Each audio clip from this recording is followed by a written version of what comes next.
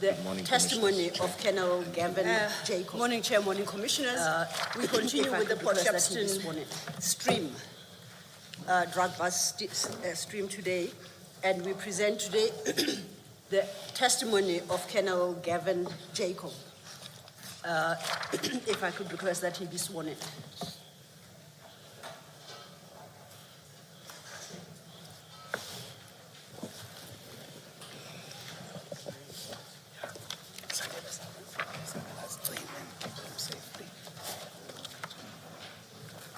Chair. May I ask your assistant to please approach us? Please.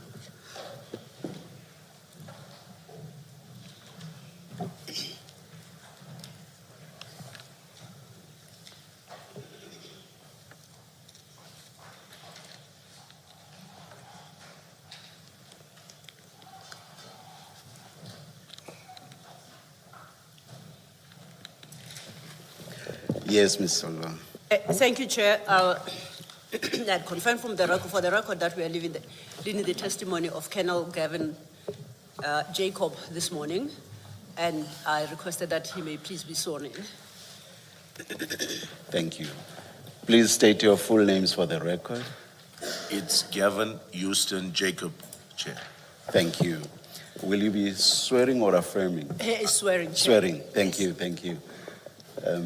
Do you swear that the evidence you are going to give is the truth, the whole truth, nothing but the truth? If so, please raise your right hand and say, "So help me God." So help me God. Thank you. Thank you, Chair. And good morning, Colonel. Good morning, Colonel, Commissioner. you should have around you a number of files. I'll try and guide you to each file as and when we need to get to that file. For the moment, we need to locate your statement, and that will be, Commissioners, in the consolidated statement bundle at tab 3.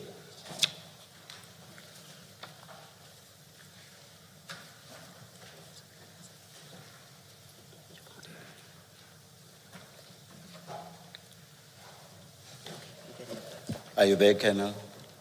Yes, I'm ready, Thank Commissioner. Thank you, Chair. Colonel, do you confirm that you have deposed to a statement for the purposes of the commission? I do confirm. I have referred you to a specific document in the statement bundle. Do you confirm that that is the statement that you deposed to? I confirm, Commissioner. Please turn to page 24, page 20. Not Page 14 of that statement.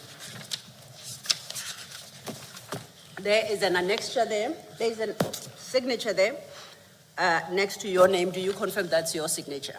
I do confirm, Commissioner. One thing I note about this statement, Colonel, is undated. Would you be happy that we give it today's date for record purposes? I'm okay with that, Commissioner. Thank Yes. you. Do you swear that the contents of this statement are true and correct? I do. And do you, as you sit there, do you stand by the contents of the statement? I do. As I discussed with you earlier about the process and approach we adopt, the commissioners would give you an opportunity to speak to your statement and highlight those aspects that you think are important, or particularly important. I take the whole of it is important, with as little interruption from my side, mainly, and from their side as well, while you work your way through the statement. There will, however, be times when some clarification is required, and that those issues will be posed to you. However, at this juncture, there will not be any interrogation of your statement as it stands. That will take place after you have had your opportunity to state your full case. Do you understand? I understand. So, on that basis, then, can I invite us to go to the statement and we deal with it in the terms that I've explained. If you could turn to page 1 of your statement. Are you there? I'm here. Okay.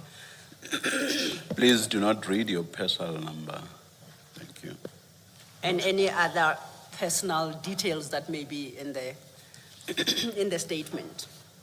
From paragraph 1 to paragraph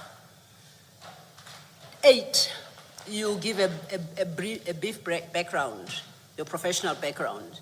If you could just quickly work through that. Okay. You may, where you deem it necessary, choose to read from the statement, or where you are able to, you may speak in general to what is in particular paragraphs of the statement. Is that acceptable to you?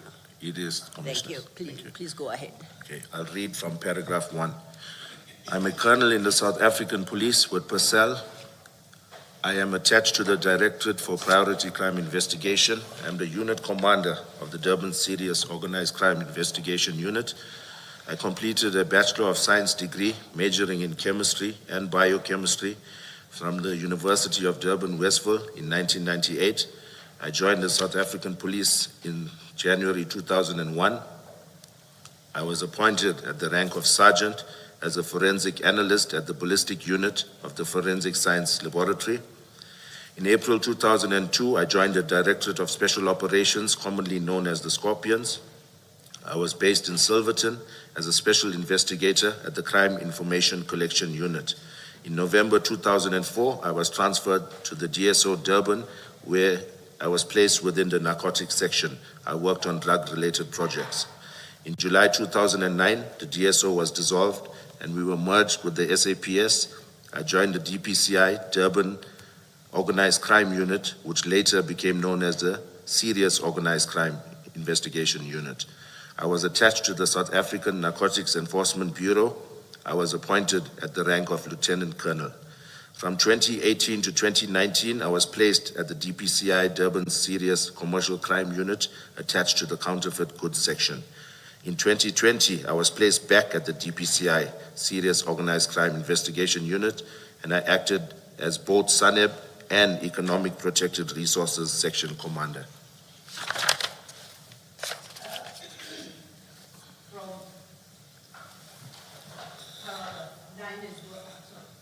Please read paragraph 9 as well. In Still deals February with your background. 2022, I was promoted to the rank of colonel and appointed as the unit commander of the Durban Serious Organized Crime Investigation Unit. The unit comprises a National Priority Violent Crime Section, I've got in brackets NPVC, SANEB, and EPR groups. Let me just say the date, or rather the period was February 2022. I'm saying that because you and Ms. Silo spoke at the same time, so that may have been missed. Thank you, Chair. Thank you, Chair. Now, before then we move on, I just seek clarity? And it's because this seems to be the unit where you spend the most time, SANEB, the South African Narcotics Enforcement Bureau. Can you briefly inform us what the primary duties are and what your functions over the period have been within that unit? Thank you. Okay, I was initially a second in command to a full colonel, Colonel A.K. Hussein. And when he went out the police, I took over the narcotics group. But basically, our investigations revolved around drug projects, identifying drug syndicates, drafting a project on how to address them, dismantling of clandestine laboratories, harbor interdiction, seizures, undercover operations, all major or high-level drug-related investigations were conducted by the SANEB group. And you personally were involved in those functions? That is correct. Thank you. You may then take your statement from paragraph 10 at page 2. Okay. I have coordinated drug operations, managed drug projects, dismantled clandestine laboratories, and been involved in several drug seizures at the port and container depots. Prior to the drug seizure on 22nd June 2021, I had not conducted a larger seizure. Okay. You may continue. Okay, on 22nd June 2021, I received information from Captain Duma of Crime Intelligence regarding cocaine in a certain container. He called me just after 7 a.m. on the said morning regarding the information. Captain Duma also called Warrant Officer Mpangase regarding the same information. I called Mpangase after the call from Captain Duma. He indicated that he would brief the brigadier accordingly. I think I missed a sentence, Commissioner. I'm just going to say that here I informed Warrant Officer Mpangase that although I was on vacation leave, I was going to book on duty to conduct this operation or attend to this information, right? So I see I missed that out. So, sorry, can you say that? Which sentence do you say you missed? Okay, I called Mpangase after the call from Captain Duma. Yes. He indicated that he would brief the brigadier accordingly. I think there's a bit of a miss in between. It doesn't really make sense. So I'm saying when I spoke to Mpangase, I informed him that I would be attending to this operation, meaning we would operationalize it. Okay. Okay. Understood. Thank you. And what exactly was he to brief the brigadier on? Was it the fact that even though you were on leave, you were going to be part of the operation, or what exactly was the briefing? It was twofold, Chair. It was with regards to me booking on duty, as well as to brief the brigadier on the nature of the information. And the brigadier referred to here is who? My apologies, it's Brigadier C.M. Newswa. Thank you. Yes, And, yes. and is he your immediate He's the superior? provincial commander. He was not my immediate commander at that stage. He was one above the immediate commander. He was an acting unit commander. At that stage, when I look at my diary, it was a Colonel Dlomo that was the acting unit commander. Thank you. And on that score, you say it's Brigadier, what's his Dlomo, his rank? Colonel Dlomo. Was that your immediate supervisor? Yes, Okay, thank you. Commissioner, yes. Commissioner Kumar? Just to get the wording correct, in Exhibit File 2 on page 589, the sentence you want us to be included to your statement. So Exhibit File 2. It's Exhibit File 2 Yes. on page 589. Okay.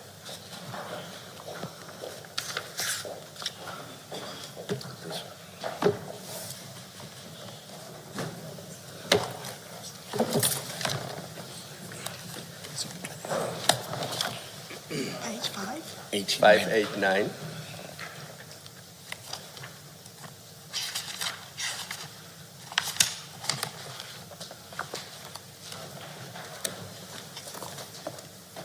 In paragraph 3, the highlighted portion, is that the part that you want us to include in your statement to the Commission?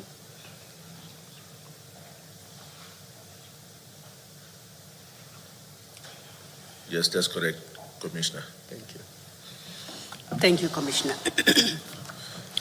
And just to point out that the paragraph you just dealt with, paragraph 11, right through for the next 5 pages, you are now actually dealing with the actual, the incident of the 22nd of June 2021.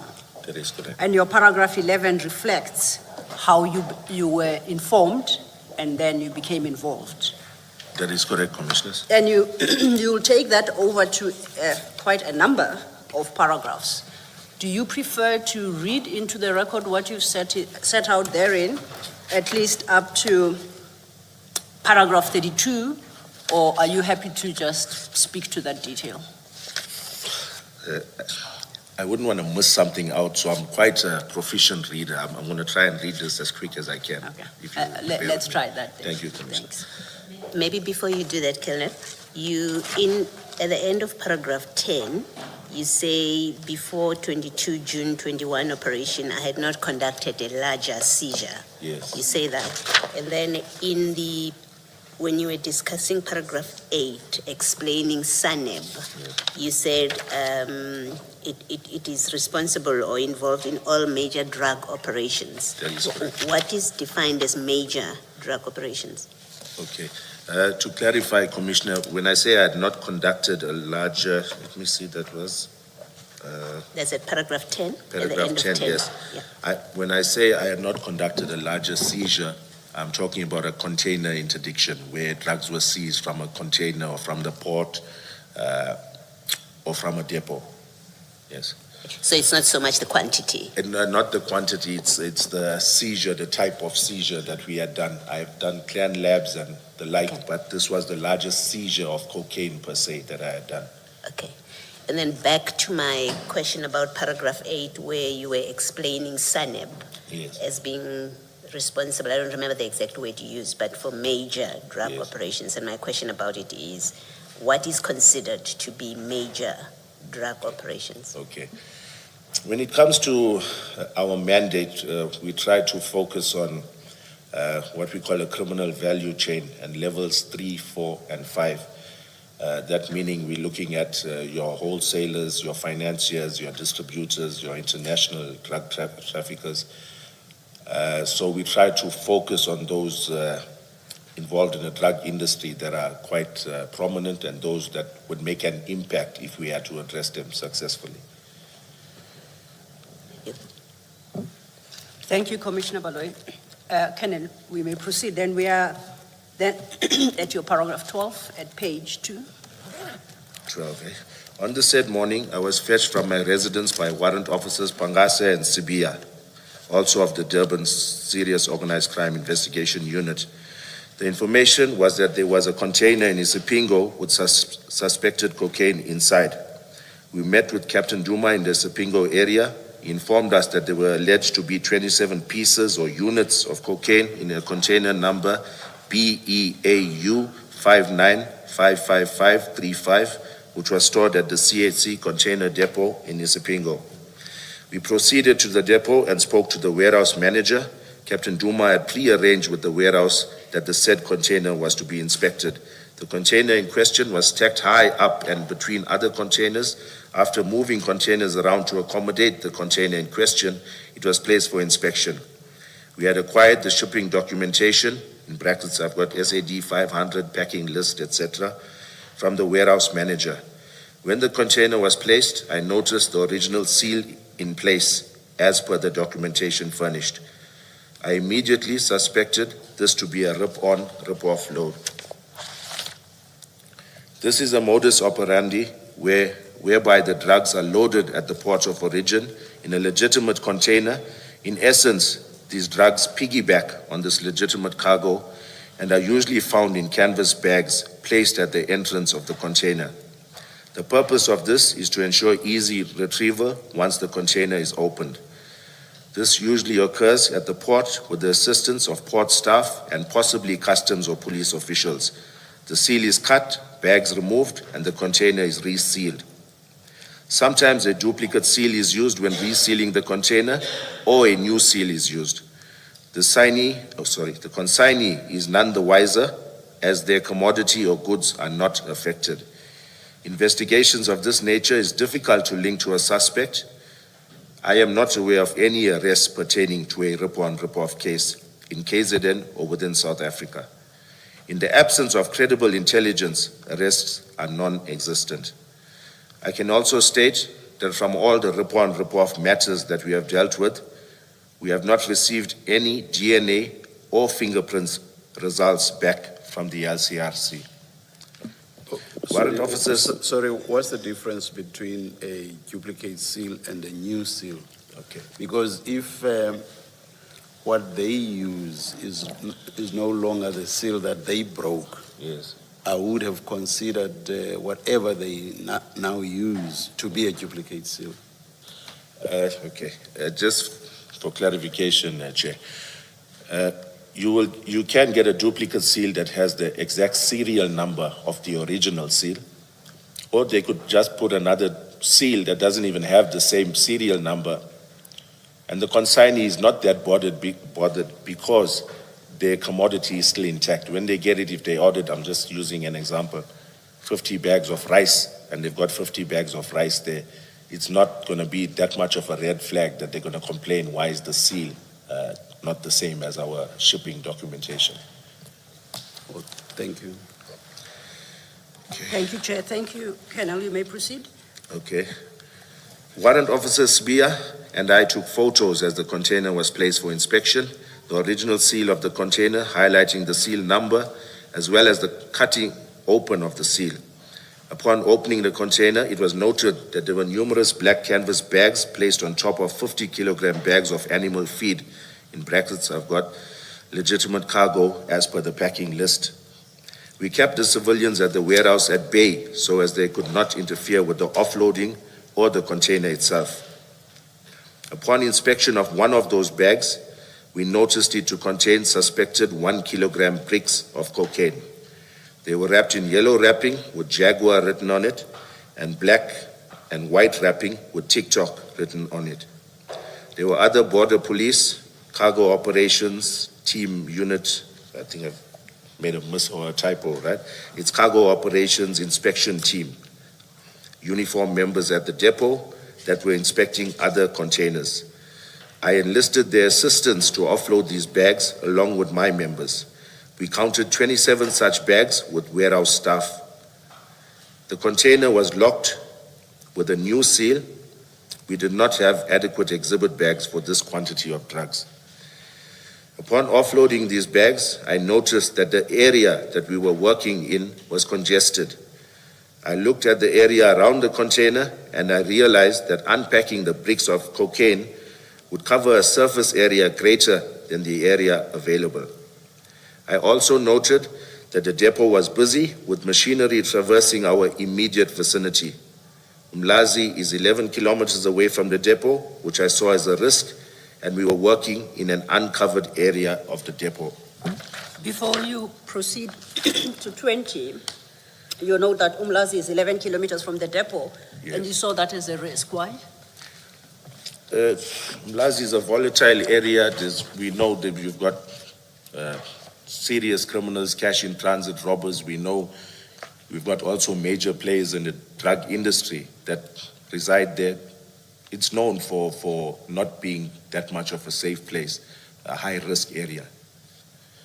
So, and it's the proximity of the depot to Umlazi that creates a risk. That is correct. It Thank was you. 11 kilometers away, Commissioner.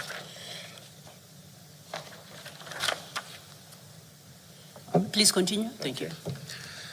These canvas bags were then loaded into a marked vehicle utilized by the border police members. My main priority was to safeguard these exhibits valued at approximately 200 million.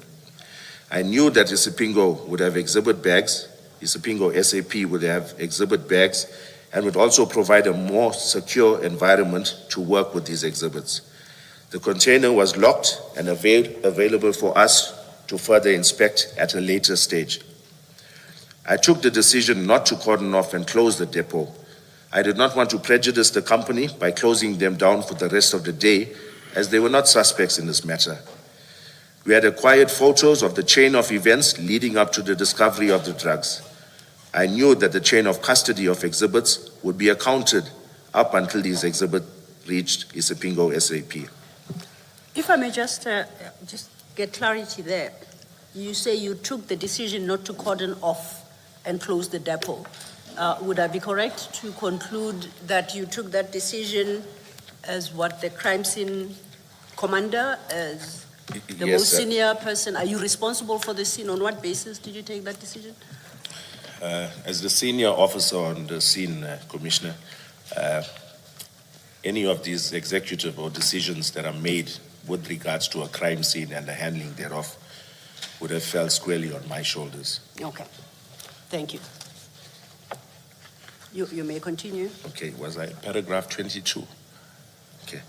In a CIT scene, evidence uplifted from the crime scene, irrespective of where the crime scene is crucial.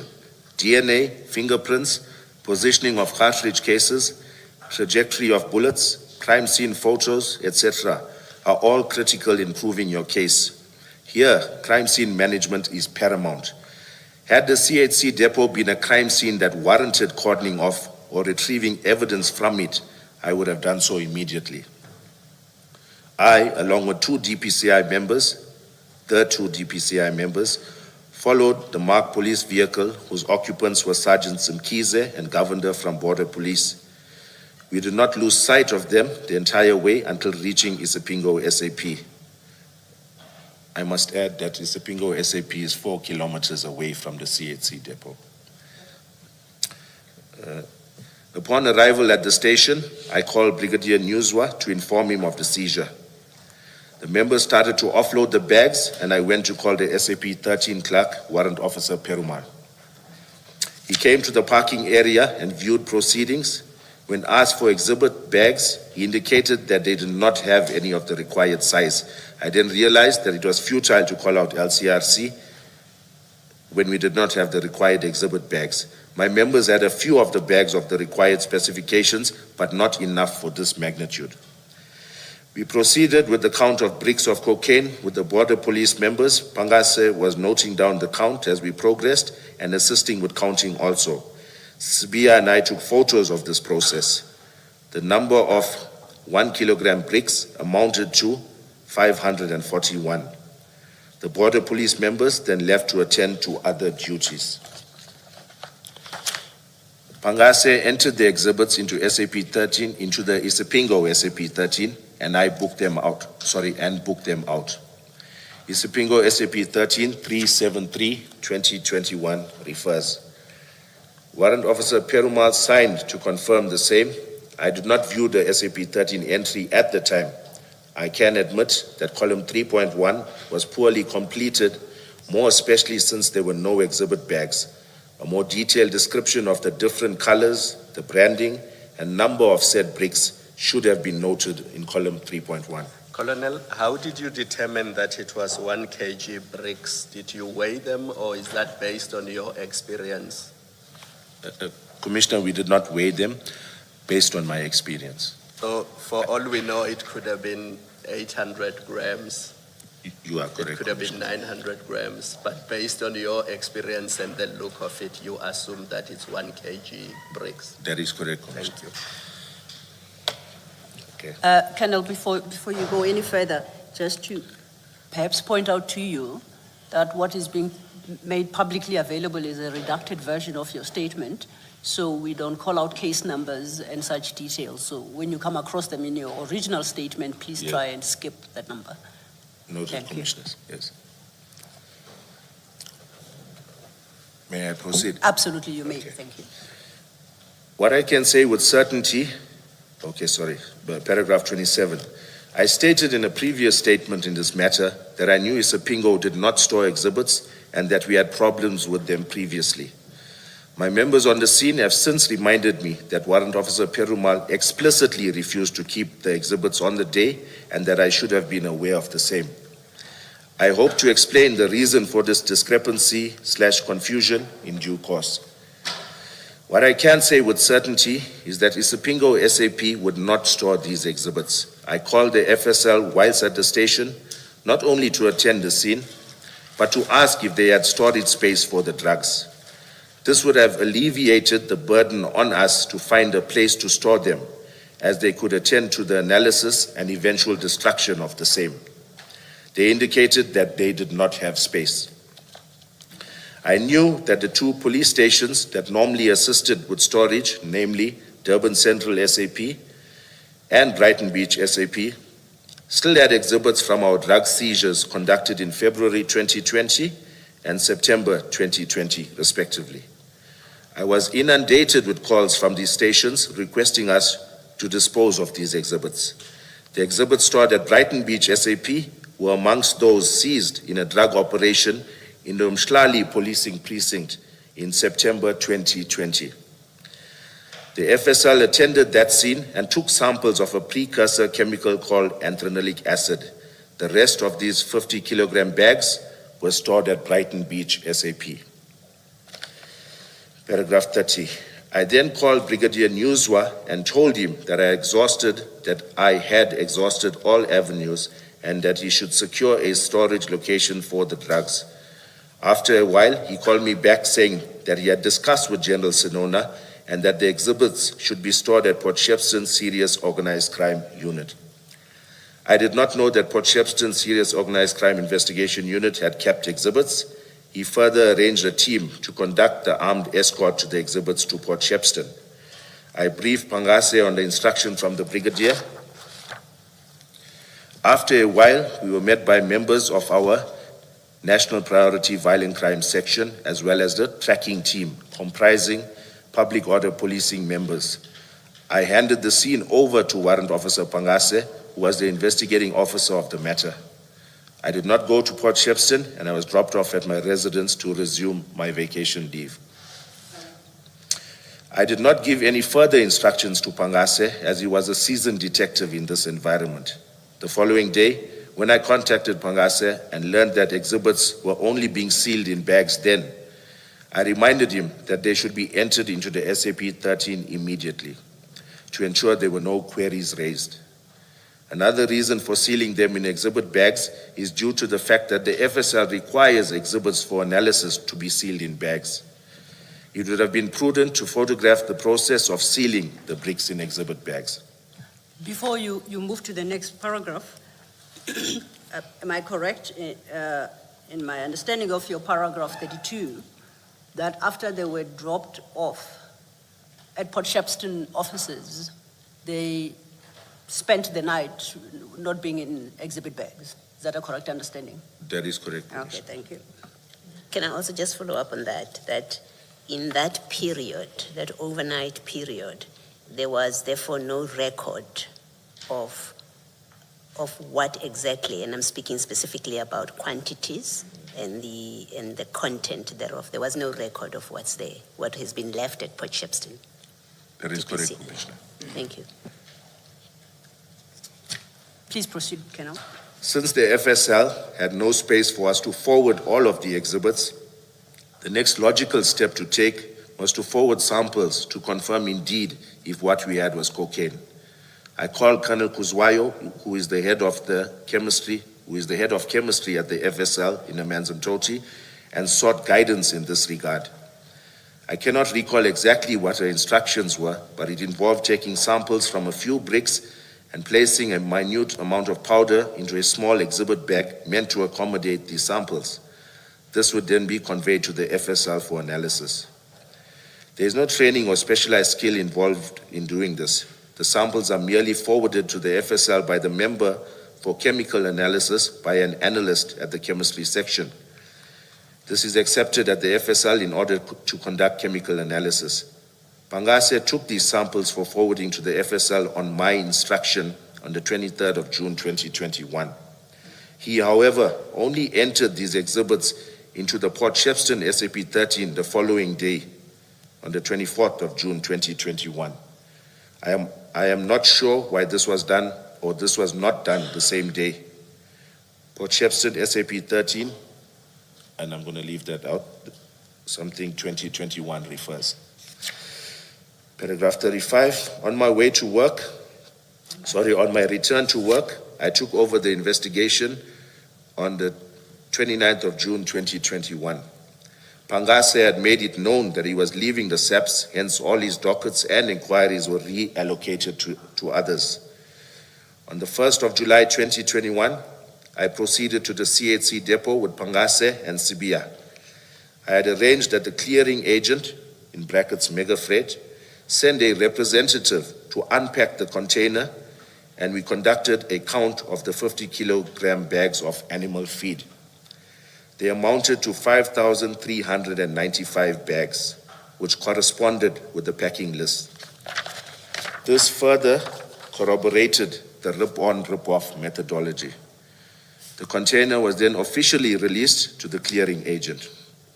On the same day, I emailed... My apologies, before you leave that paragraph, you state at 35 that when you returned on the 29th of June, you took over the investigation, and that is it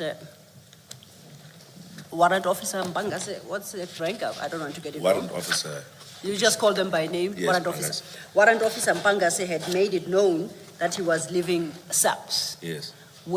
Are you able to recall when he had made that known and how? Commissioners, I can't recall exactly when, but what I can say for certain is that the member had made it known, everybody in the office was aware that he was looking to leave, go on early retirement or exit the police months before or months prior to this incident. So when you appointed him or you determined that he was the investigating officer on the 22nd of June in this matter, you were aware that he was leaving the force? Yes, I was. And you appointed him Yes, I did. nonetheless? Yes. If I may ask why? Okay. When you leave the police, it's not an overnight thing. Normally, there's an exit interview. It's a few months' notice, that type of thing. Unless in exigent circumstances, you do early resignation, you put in your documents, and the turnaround time's much faster. So I didn't see it as an issue because I would have thought he would have had a few months at least left before he exited the police, and I didn't see it being an issue with him carrying this investigation or investigating this matter. I was of the opinion that he would have finalized, or this investigation would have been concluded by the time he had left the police. And then just to read you paragraph 35, you took over the investigation on the 29th of June, 2021. Yes. So he was an investigating officer for 1 week, technically. Him, yes, Him. yes, Okay, Commissioner, thank that's you. correct. Just understand, when you go back to the depot on 1 July 2021, what was the point of that? What was the real purpose of it? Okay. On the day that, on the 22nd of June 2021, when we did remove these bags of suspected cocaine from this container, I merely did a physical inspection by looking through the container. I could see no anomalies. I could see those white bags of what seemed to be 50 kilogram bags of animal feed. Upon taking out these exhibits, we sealed this container. That's the closest thing to a crime scene that we do have. So it was sealed to keep the integrity intact. And obviously, when we didn't do a thorough search of it on the said day, due to the volume of bags, it was 5,395 50 kilogram bags. Hence, it was decided to come back at a later day where we arranged with Mega Freight, the clearing agent, to bring through laborers to assist in this regard. But when you sealed it and left it there on the day, Yes. did you leave instructions with the depot manager that the container is to be left alone? That is correct, Commissioner. I did. Okay, thank you. And before you proceed, based on the response you gave to Commissioner Baloyi, at your paragraph 20, if you could flip back, the last sentence at your paragraph 20, you say the container was locked and available for us to further inspect at a later stage. Yes, that's correct. When you say it was locked here, should we read that to be it was locked and sealed? Sealed, that's Okay, it. thank you. Yes. Okay.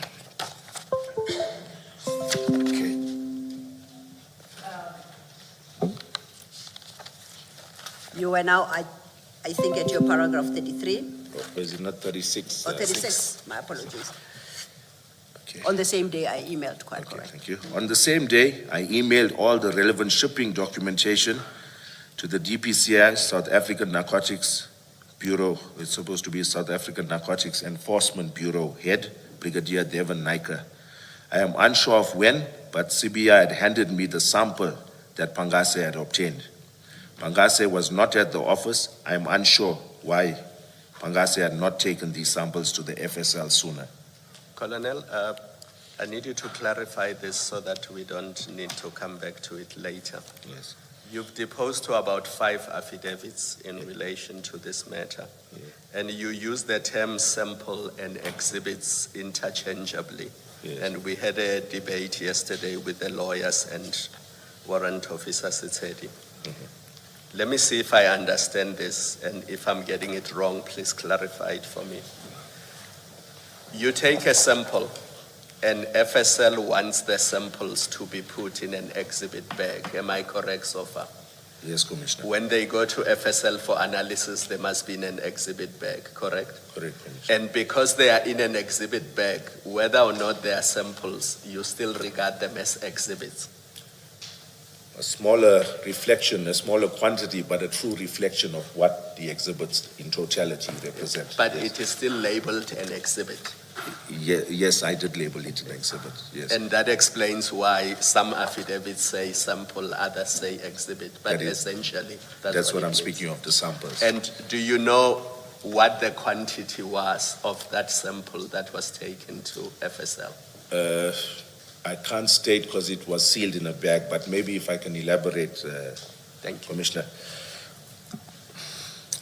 Should I get into the why did I instruct, or should I just No, merely, how does it look? We're not Okay. there yet. I Okay, just no, it's needed fine. to know, was it a kilogram? No, it was 500 minute grams? quantities. Basically, it was minute quantities of powder that were taken from 5 bricks, 5 different bricks of cocaine, suspected cocaine.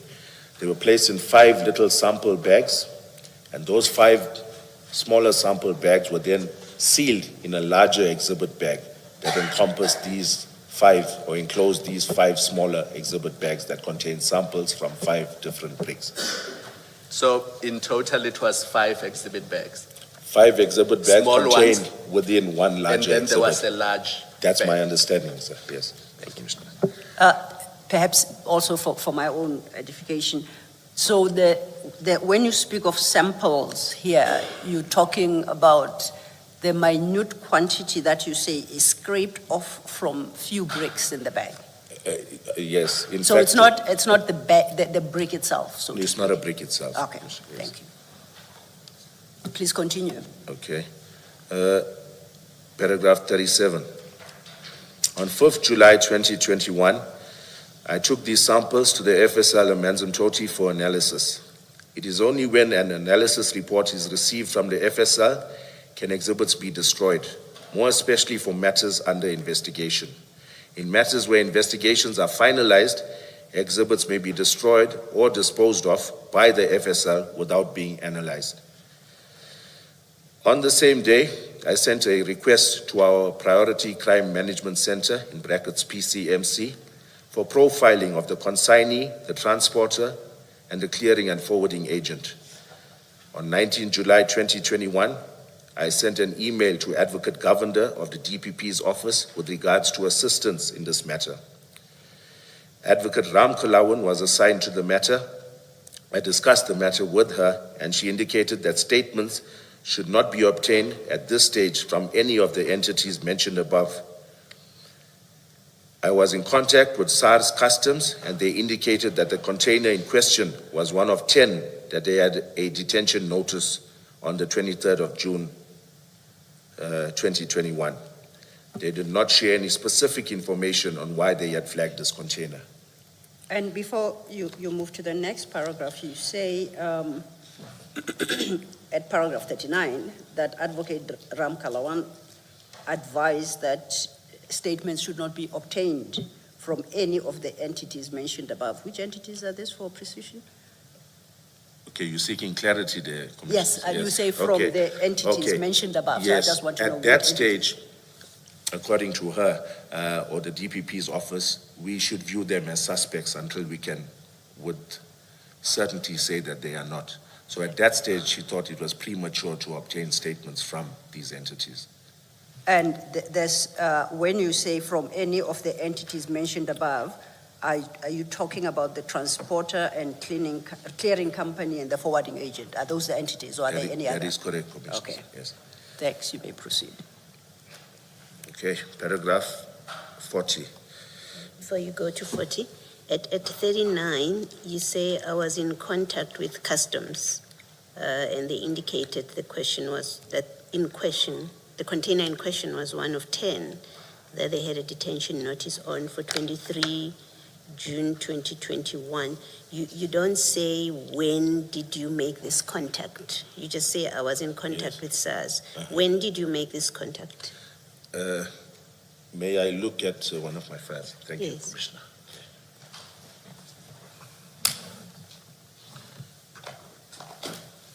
Is it something that we have in the exhibit files that might help if you Yes, it describe? would be in my investigation diary for Yes. the said inquiry, 28. Okay, then we will have to go to the exhibit file.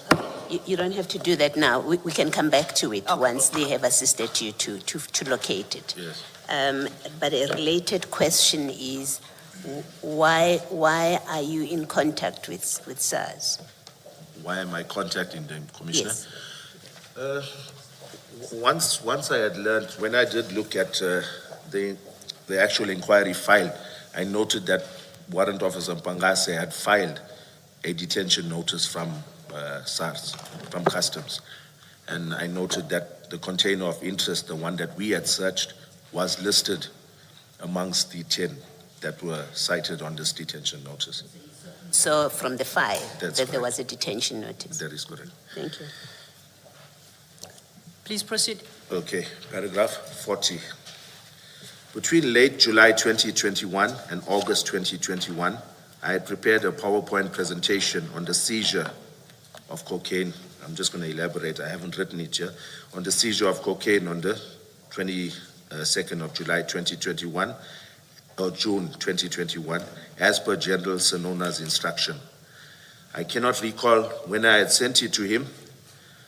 During the course of this investigation, I had obtained and filed 7 statements, together with all relevant shipping documents, email correspondence with the DPP's office, photos of the container and exhibits, as well as numerous other customs and Transnet documents.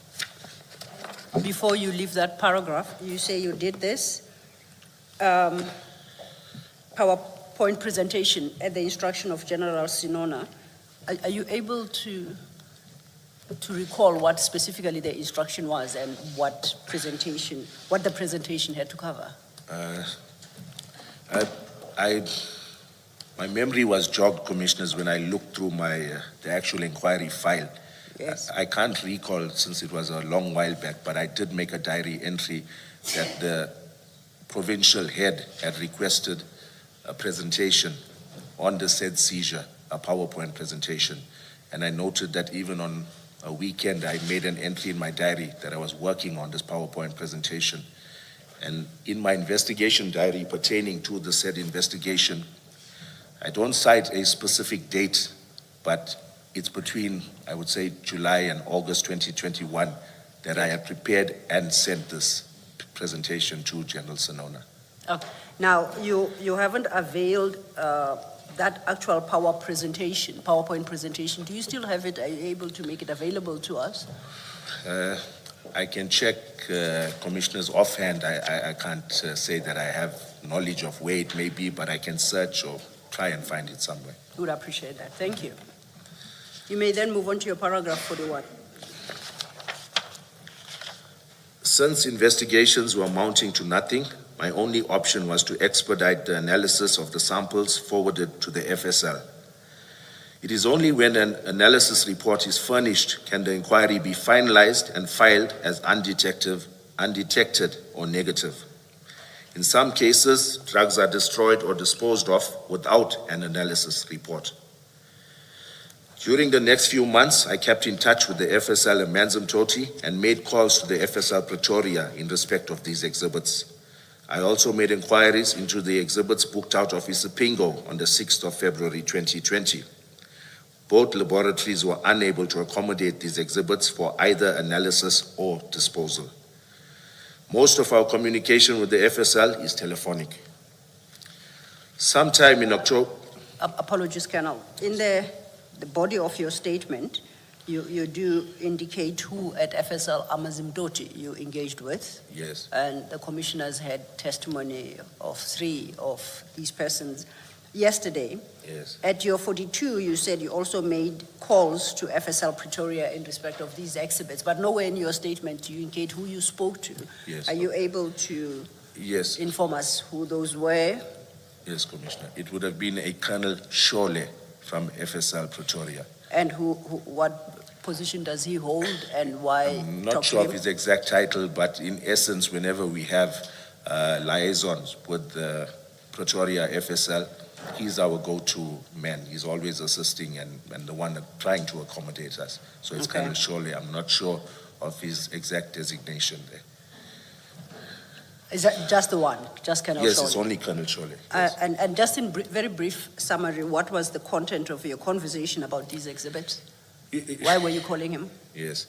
You know, I can't recall every, commissioners, I can't recall every conversation verbatim. But what I can say is that when I did engage with him, I inquired about these exhibits kept in Port Shepstone, as well as the exhibits that were initially kept at Isipingo and now stored at Durban Central, because both of them were, more especially the ones at Durban Central, were causing me a lot of botheration. I've been getting calls, inundated with calls about them, hence my calls to FSL Pretoria.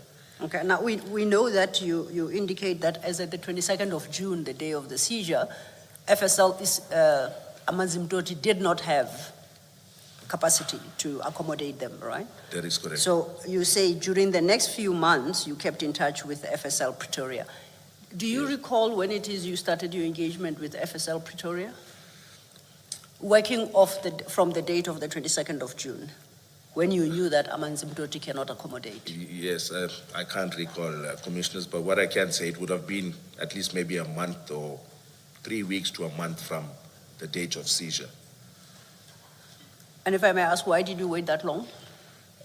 Because I was already aware of, we were trying for those exhibits that were laying at Durban Central for already a long time, those that were seized in Isipingo on the 5th of February 2020. So I was aware that even Warrant Officer Sanders was making inquiries in that regard with Colonel Sholia at Pretoria. So hence it took me a longer while, because in my mind I knew obviously they would try to accommodate those exhibits laying at Durban Central first before they could accommodate these that were now seized in June 2021. Okay, thank you. Please proceed then from your paragraph 43. Sometime in October 2021, I was contacted by Brigadier Newswa informing me that there was an attempted break-in at the Port Shepstone office and that I should look into expediting investigations and the analysis of exhibits so that exhibits could be disposed of. I had already been trying to get these and other exhibits accommodated at both labs unsuccessfully. I was only able to escalate my challenges to individuals within the FSL that were up to the rank of colonel. On 27th October 2021, I was at the FSL and spoke to Warrant Officer Sachedi. He is an analyst that normally attends our scenes and has the FSL standby cellular phone. I asked him about expediting the samples we had sent for analysis so that we could receive our analysis report. This would, in essence, mean that at least they could be destroyed, since the formality of the analysis report would have been addressed. He explained that they required 7 to 10 bricks of cocaine to weigh so that the analysis report could reference the average weight for the total exhibits. If Colonel Kuzwayo had explained this to me when I had asked her about, asked her about sending through samples, I would have asked the members to do it then. And in brackets, I've got either the 22nd or the 23rd of June. I'm unsure when that call was made. Right? Noted. Is this now, Colonel, the difference between the qualitative analysis and the quantitative analysis? That is correct. So the quantitative would relate to the average weight of the exhibits. And qualitative, And the qualitative would be the actual analysis. the quality of the substance and the grade. That is correct, Commissioner. Thank you. Thank you, Commissioner. You may proceed. On the 4th of November 2021, I called Advocate Ram Kalawan inquiring about the status of the matter. She indicated that her supervisor, Advocate Gavin, was to sign off on further investigations/queries and get back to me. I undertook this exercise to expedite investigations and dispose of exhibits as soon as possible. And before you move on to paragraph 47, you say you called Advocate Ram Kalawan to inquire about the status of this matter. Yes. What matter is it at this stage? The investigation, the inquiry that we were looking at, the actual seizure of this cocaine. And who was responsible for that inquiry at this stage? At this stage, who was responsible for the I inquiry? was the investigating officer. Advocate Ram Kalawan was a prosecutor assigned to the DPP's office.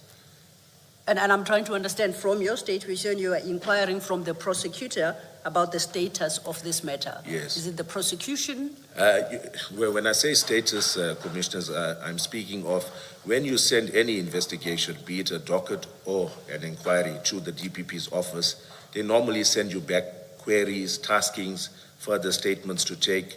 They basically guide your investigation in terms of if it were to be prepared for court for a prosecution. So that's what I mean by that. So I shouldn't understand you to mean when you say you inquired from the advocate, the prosecutor, Yes. about the status of this matter, that you're inquiring about the status of the investigation of this. Yes, I yes. shouldn't understand that. Uh, But that you were seeking guidance to assist to proceed the matter or to move the matter forward. Basically, I was looking to see what else do you want me to do. I have, Okay, yes, basically, That's- that's it in a nutshell, Commissioner. thank you. You may then move to. Can I just, maybe just to clarify, my understanding from from the evidence of a previous witness is that, there would have been an inquiry in a case like this because you don't have a suspect. The impression I got from that evidence was that is a wholly SAPS function, in this case, your function. So where does Advocate Ramakalan or DPP, whatever official at the DPP, where do they come in if this is a SAPS inquiry? Okay. There is a directive issued at our office that every cocaine seizure needs to go to the DPP's office for guidance. It's now our standard operating procedure. Was it applicable at the time Yes, it was. of this operation? Yes, it was.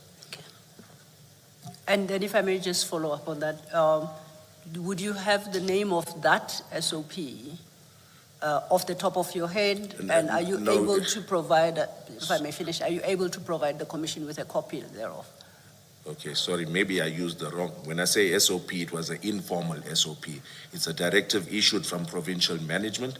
And if I'm not mistaken, every unit within KZN, Hawks unit, would comply with that directive. So I can't tell you that I've seen it in writing, but it's an instruction coming from our provincial office. So And, okay, Mayor. apologies. Okay, and also from, like I'll give you an example, Commissioners, the latest we had 32 kilos or 33 kilos that were seized at our harbor.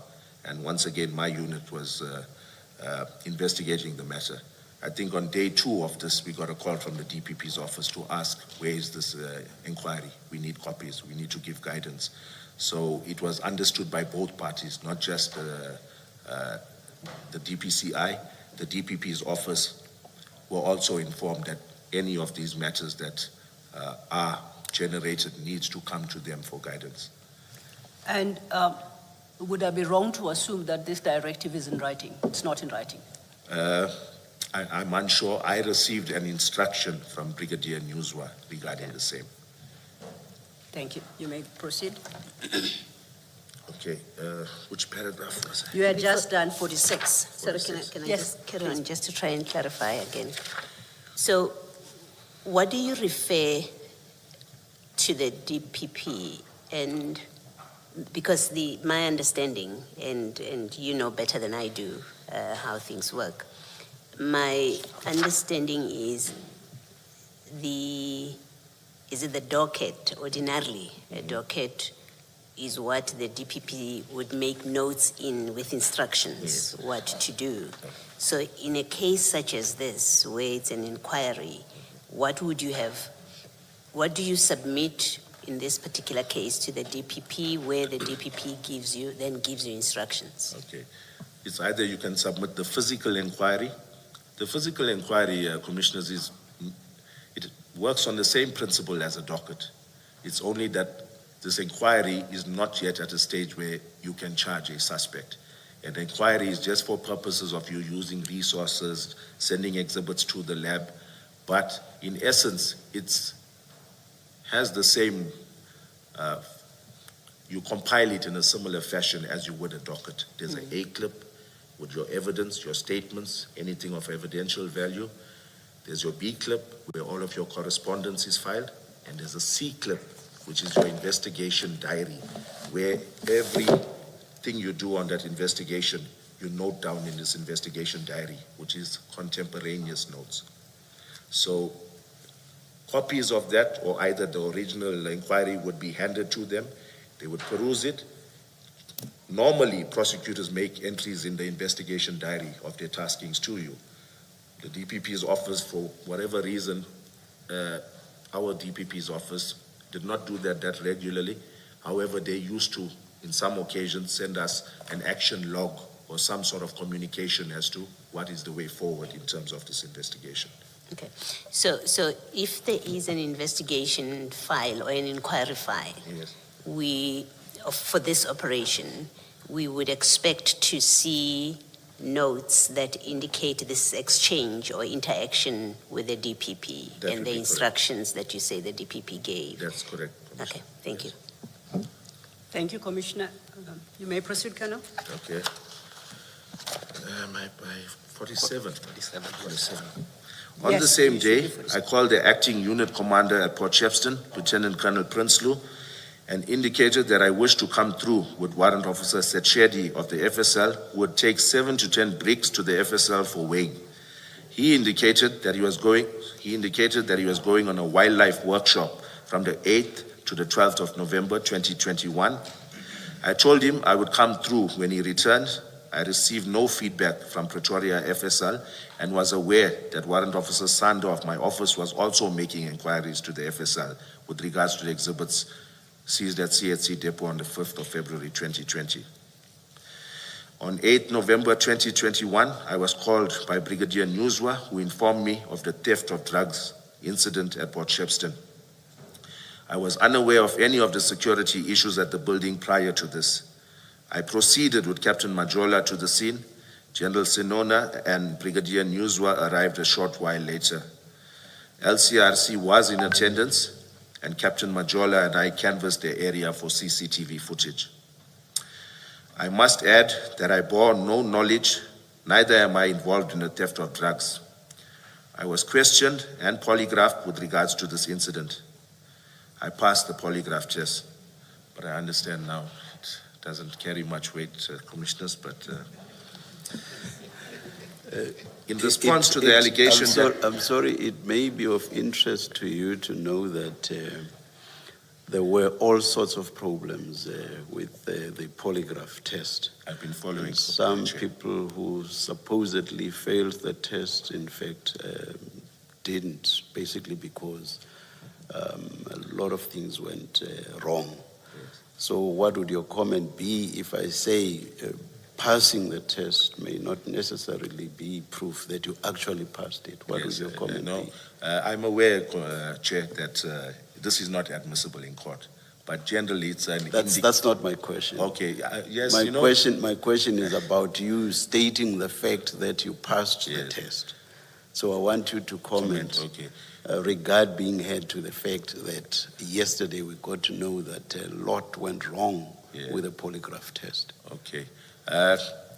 Be that as it may, when I did pass, I felt vindicated. I felt a good sense of relief, Yes, so yes. I took No, that. how we can't take that away from you. That is how you felt when you got the Yes. result. We can't take that. But what we make of that is something else altogether. Yes, Chair. Yes. All right. Thank you, Chair. Okay. Please proceed. Paragraph 50. In response to the allegation that Warrant Officer Perumal did not object to storing the exhibits seized on 22nd June 2021, I wish to add that I have submitted further statements to General Flynn's team over the years. I had expressly stated that we had an issue with storage at Isipingo SAP, more especially Warrant Officer Perumal. A statement was obtained by General Flynn's team from Warrant Officer Perumal in respect of availability of storage space, speaking of that incident. A statement was obtained by General Flynn's team from Warrant Officer Perumal in respect of availability of storage space and exhibit bags subsequent to the theft of drugs on 8 November 2021. At no stage was he canvassed regarding the previous problems I had cited with the Isipingo SAP.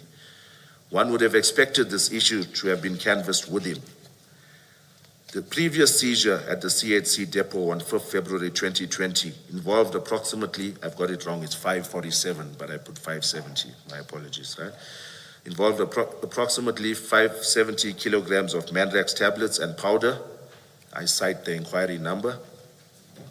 According to evidence tendered, Isipingo has never had a problem with storing exhibits before. So I allude to... Do you consider that, I hope it won't sound like I'm probing at this stage. Clarification, I'll take it, Chair. Do you consider that to be a useful comparator if you are talking about Mandrax as opposed to cocaine? I know where you're headed, Chair, and I understand that, yes, in terms of... At this stage, I will not go to where I'm headed. But I do appreciate it, but I'm referring to storage space at this stage, storage space for a physical bulk of exhibits, not the hazardous nature. Thank you. Of each. We'll deal with where I'm going later. Yes, Chair. Thank you. Thank you, Chair. Please continue. Okay. Okay, was I at paragraph 52? Yes, you were, Okay. and you had just, about third line, you had just stated Isipingo had never had a problem Okay, with storing Isipingo had exhibits. never had a problem with storing exhibits. See attached affidavit of the IO of Durban Central CAS, I cite the CAS, annexure GYJ1, and it's my colleague, Warrant Officer Sanders' affidavit. And I state, this may have been the reason for my confusion regarding my interaction with Warrant Officer Perumal on the 22nd of June, 2021. And based on the Chair's reminder, I'm quite mindful that I don't start interrogation, I needed clarification, however. You state, according to the evidence tendered, Isipingo has never had a problem with storing exhibits. That's your main point there, right? That's correct. At the conclusion of that paragraph, you state, this may have been the reason for my confusion regarding my interaction. Is there something missing there? I don't understand the interrelation between the 2 points. I see where the confusion comes from, Commissioners. On the 22nd of June 2021, Yes. when I was later interviewed, or even when I made my statement, all I knew in my mind, and bear with me, I know it may sound, as though I'm maybe lying, that's why I'm confused, but this is it. On the 22nd of June 2021, when engaging with Warrant Officer Perumal, all I know that I can state 100% for that day with certainty was that he was not accepting those exhibits, neither did he have exhibit bags. And I see in my statements, numerous statements that I had furnished the investigation team, General Flynn's team. I'm not quite clear on that, and then I say that, I didn't explicitly ask him, but I know they've had a problem. Then I go on a further statement elaborating on even while we were processing or counting these drugs and busy in the parking area at Isipingo, Warrant Officer Perumal even remarked of, hey, the last time what happened with our guys here, we got sick. So all of that was in my mind, and I knew for a fact that Isipingo would not keep these exhibits, whether it was explicitly told to me or whether I had drawn that inference from my previous experience with the station, I can't say, but what I can say for certain is that my colleagues on the scene have since sternly reprimanded me by saying, Colonel, Warrant Officer Perumal did not want to keep those exhibits. So why I wrote that I did not explicitly ask him for permission to store it, I'm unsure why, but this may be the reason, and that's my truth. Okay. Please, Chair. Sitting here, I'm confused as to what you did say or did not say. As you sit there now, Yes. did you or did you not engage Officer Perumal on the availability of storage? Yes. Did you or did you not? Yes. I can't recall offhand that I did ask him. And like I'm saying, that's my only answer, is that I knew they were not storing it. My colleagues reminded me that I was wrong. Thank you, Chair. Thank you. Thank you, Chair. And then, just in fairness to you, what do you say was the confusion? What do you say is the confusion? Because you say the reason for my confusion, so Yes. For you to be clear on that? Yes, I'm saying that I think I mixed up our previous incident in February 2020, on the 5th, between the 5th and 6th of February 2020, and that whole debacle there. Because although my colleague, Warrant Officer Sander, I don't think he mentioned it in his evidence, I am the one that secured Durban Central SAP with regards to storing those exhibits that Isipingo had turned away. So, you know, that could be a reason for my confusion. I can't elaborate further, but that's it. Okay, we might get back to this because I don't quite understand. If you say Isipingo has never had a problem with storing exhibits. No, I'm not saying that, Commissioner. That's what you say according to the evidence tender. Do you According accept to that? the evidence tendered by General Oh. Flynn, my apologies, Commissioner. So you do not agree with the I do evidence not, tender? I strongly disagree. Now I understand what you mean. Thank you. Okay, thank you. There's a difference, though, between the availability of storage space and an unwillingness to store. There's a difference between the Yes. two. On your understanding, even though you are not sure whether you specifically asked Officer Perumal anything, but on your understanding, because you do say that you had some understanding. So on your understanding, what was the position? Okay. Was it an unwillingness to store, or was it a question of the unavailability of storage space? Okay. Chair, this is my opinion. They have storage place that could have accommodated it, Okay. over half a ton. But if I can just elaborate a little more, if you allow me, Chair. Yes. Even if you look at Warrant Officer Sanders' affidavit that I attached as an annexure, he states that Warrant Officer Perumal had made a comment that they do not have members to guard these drugs, you know. So to me, it's not only a problem of storage space, it's also logistical in terms of manpower and the risk associated with those drugs.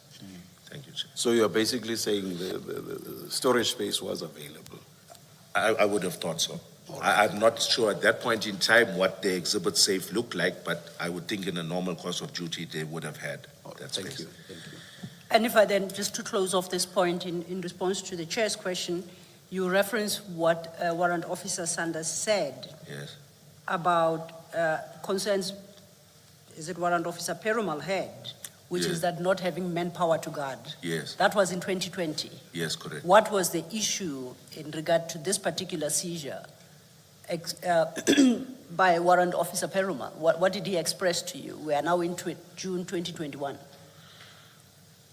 You say Yes. you understand there was space. Yes. So from your recollection, what was the reason for the rejection?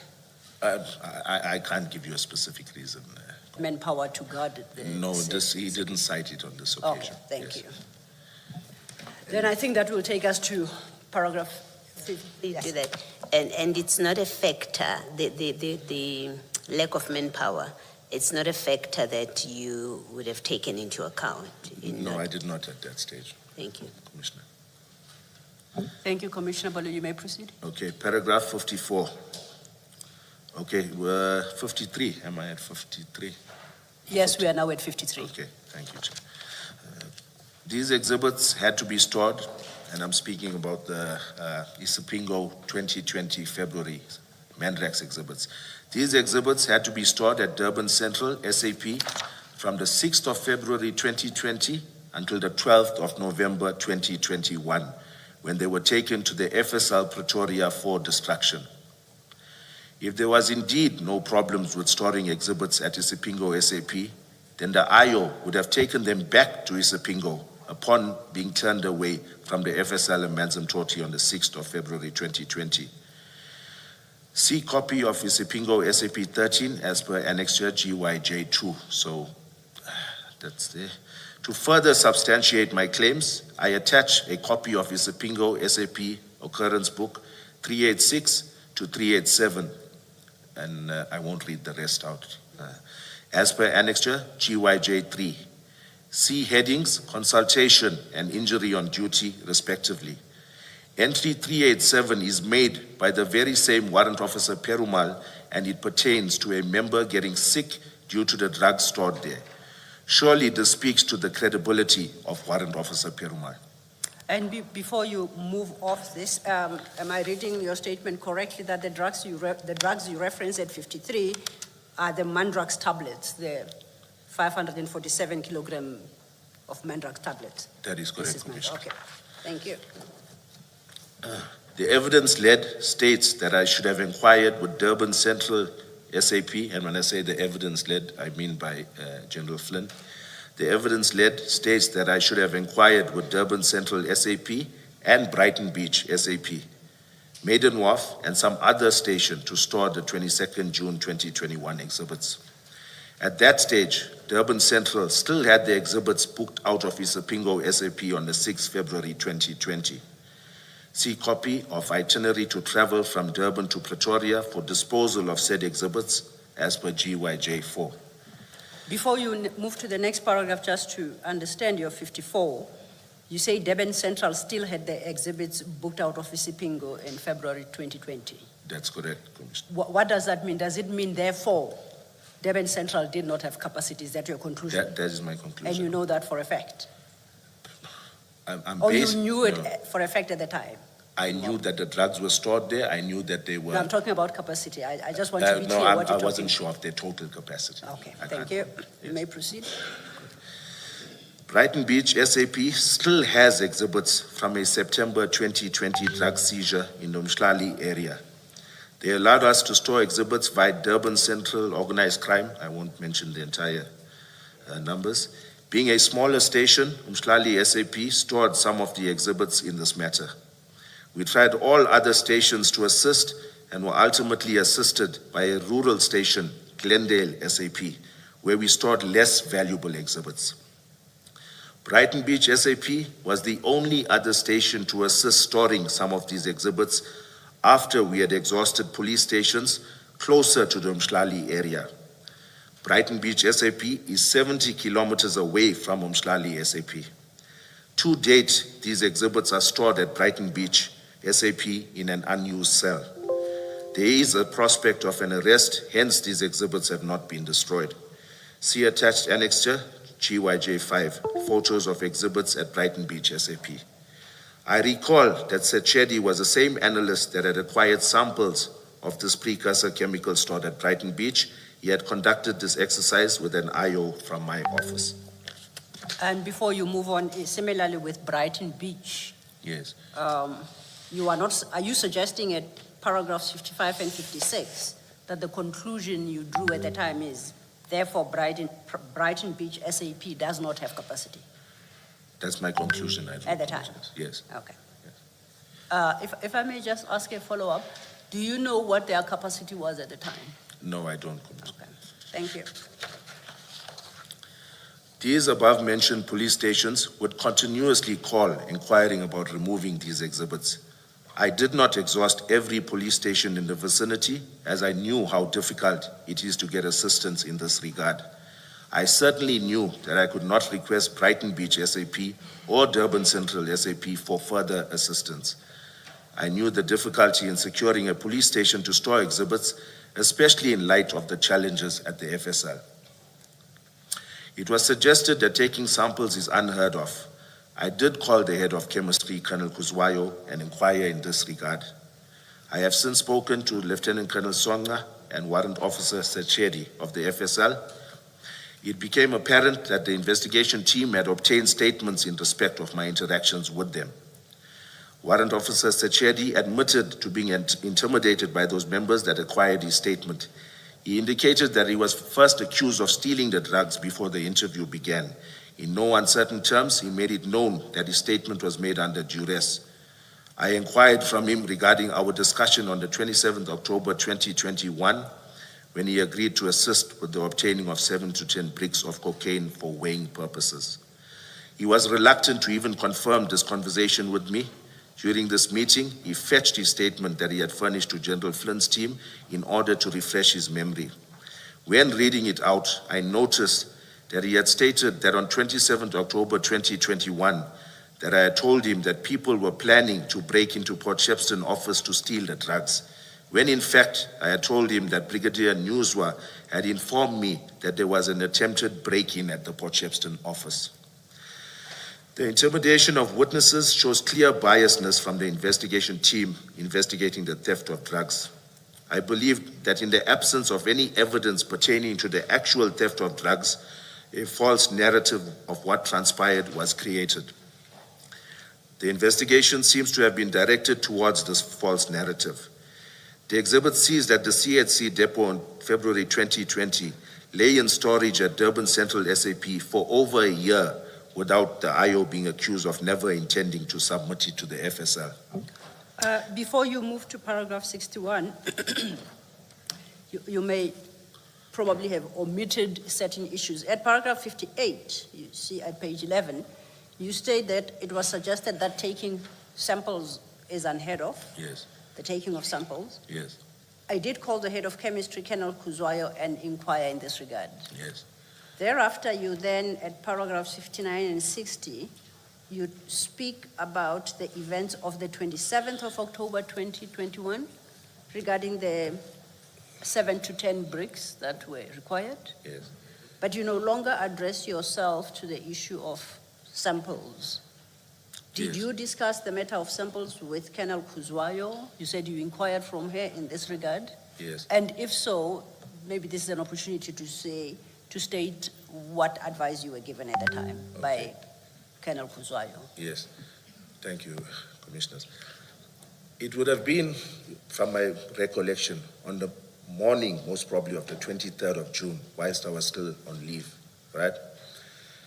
I know I called Colonel Kuzwayo to ask advice, seeing as how I knew that the lab was not accepting this. I just tried to get the ball rolling with regards to an analysis report. I did call her. She advised me how to take samples. And from my recollection, it was a long time ago, but the way I recall it, I called Warrant Officer Mpangase directly afterward and advised him on exactly what Colonel Kuzwayo had said.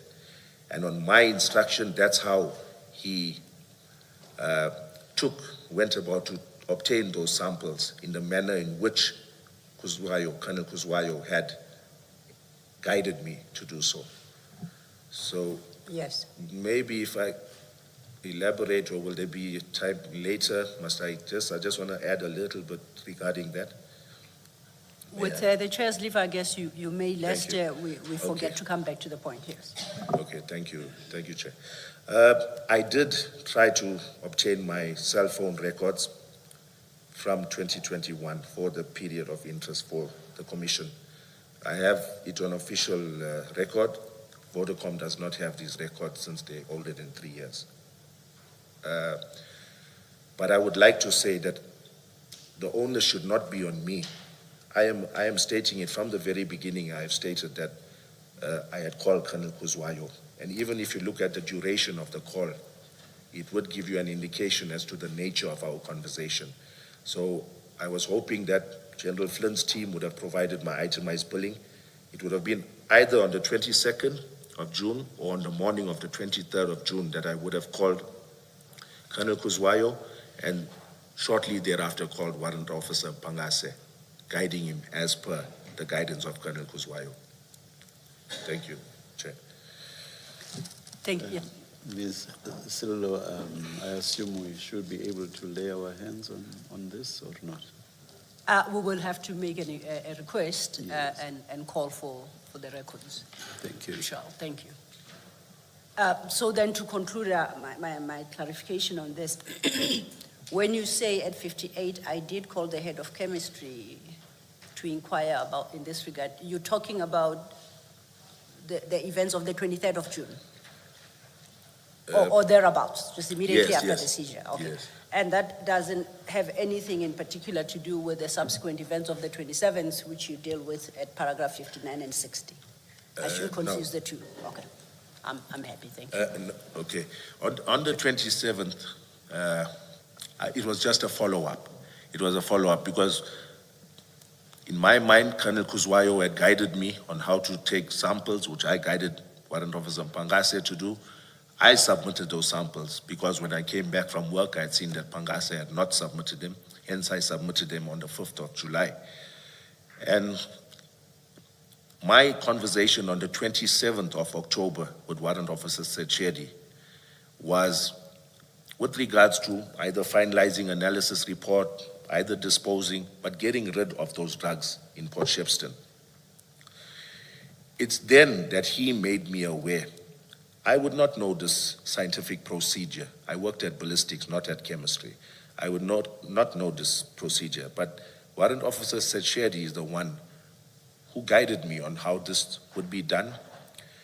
And maybe at a later stage, we look at my contemporaneous notes in my investigation diary that were written at that point in time. So I maintain that my conversation on the 27th with Warrant Officer Sechedi, he did advise me on what we needed further in order to get a quantitative analysis, because we had only submitted samples that would look at the qualitative aspect of it. Thank you. Do I understand you to say that, as a matter of fact, you did make diary entries on the docket In the inquiry file. about your conversation with Warrant Officer Sitsedi? Yes, Are you saying so? contemporaneous. Contemporaneous, yeah, That's which is correct. contemporaneous. Yes. And Chair, may I just add Yes. something? The evidence leader was not aware of this. When engaging with the evidence leader prior to coming here, when I mentioned all that I had done on this investigation, I see the evidence leader was taken by surprise. And to me, I don't think it's fair that General Flynn's team had supplied half an inquiry to the evidence leader. Obviously, one would be interested in my investigation diary as to exactly what steps did I take, what did I do. Those are contemporaneous. So I just thought Was there a similar entry with regard to your communication with Colonel Kuzwayo? no, there was not, Chair, and may I clarify maybe why? Yes, Okay, please. because at that stage, remember, I left Isipingo SAP and went home to resume my leave. At that stage, Warrant Officer Pangase was physically in possession of that inquiry. I neglected to do so even when I came back. But did you not make the note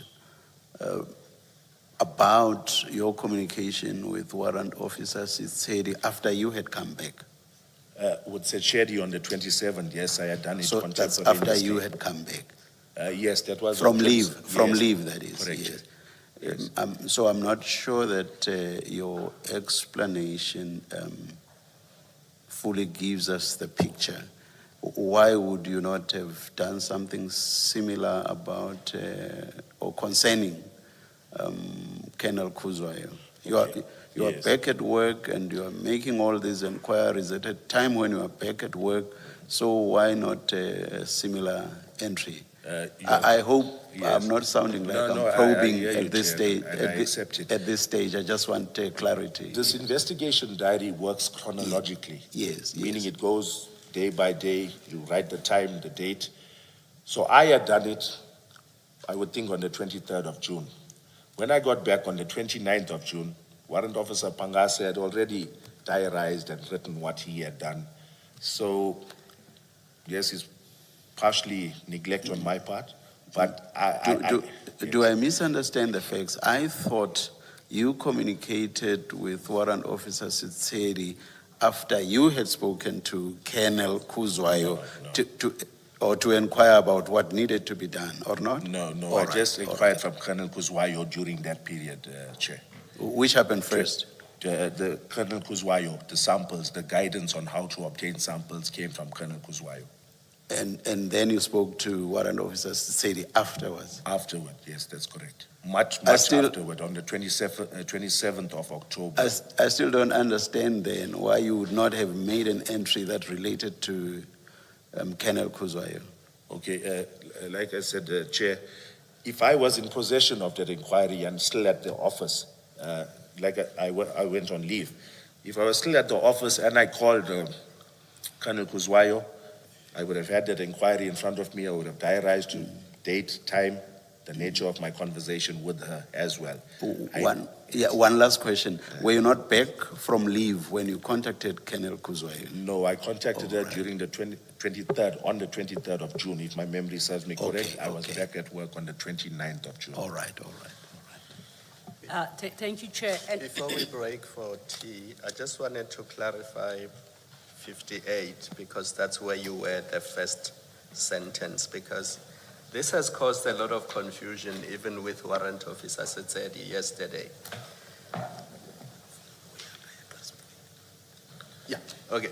I think we will, You'll Chair, do Chair it. will indicate. Let's adjourn and resume at 25 past 11. Thank you. Let's make the notes.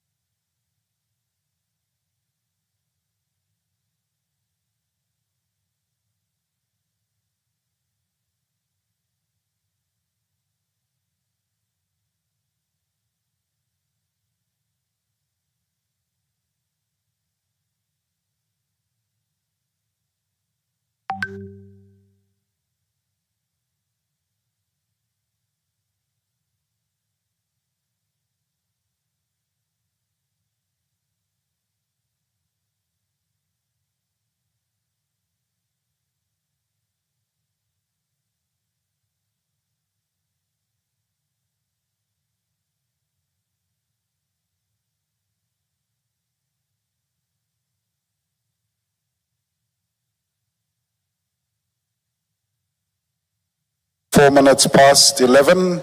We're about to resume. Please make sure your devices are quiet. Thank you.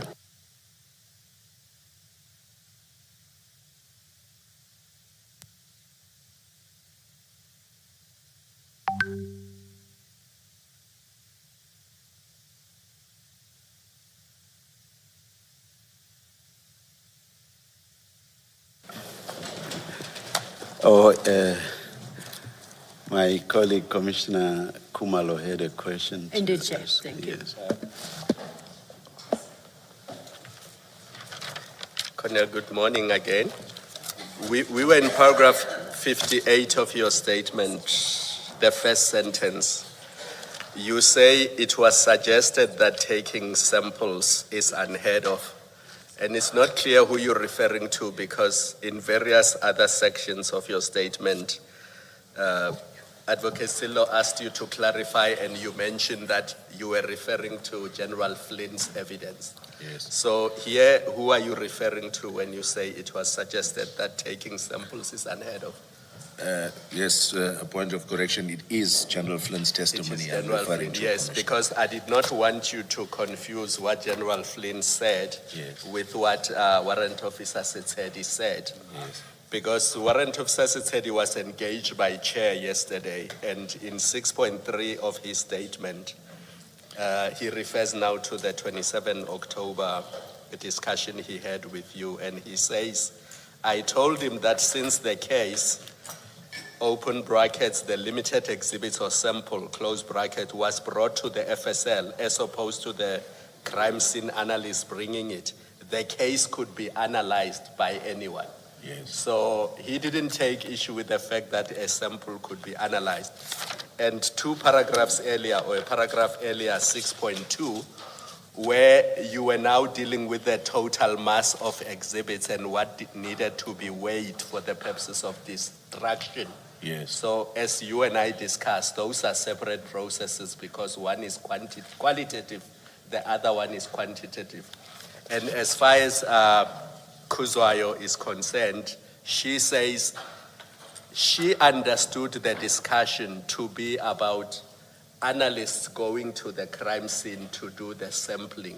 So it was in that context that she understood it, and there may have been miscommunication because you say you were talking about samples being taken from Port Shepstone and being sent to FSL. That is So correct. that's really where the confusion is, and all three witnesses, I tried to engage them on the issue just to try to understand what exactly they are saying. Yes. Yeah. Thank you, Commissioner. Thank you, Advocate. Thank you for that clarification. You are clarified, Colonel. We actually had gone back to your paragraph 58 after you had dealt with 59 and 60 already. I just wanted to clarify what exactly we're talking about in 58 compared to 59 and 60. Yes, Commissioner. So that would then lead us to your paragraph 61. 61. Yes.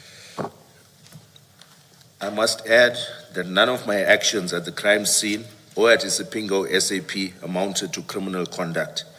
The non-availability of exhibit bags was the reason these exhibits were not sealed in bags as per National Instruction 8 of 2017. The non-acceptance of exhibits by the FSL was the reason that they were not forwarded to the FSL within 7 days. None of my actions were a deliberate attempt to ensure that the drugs were stored at Port Shepstone. During my interaction with the DPP's office, at no stage was contamination of the crime scene or the integrity of these exhibits ever cited as an issue. Before you move on to paragraph 62, just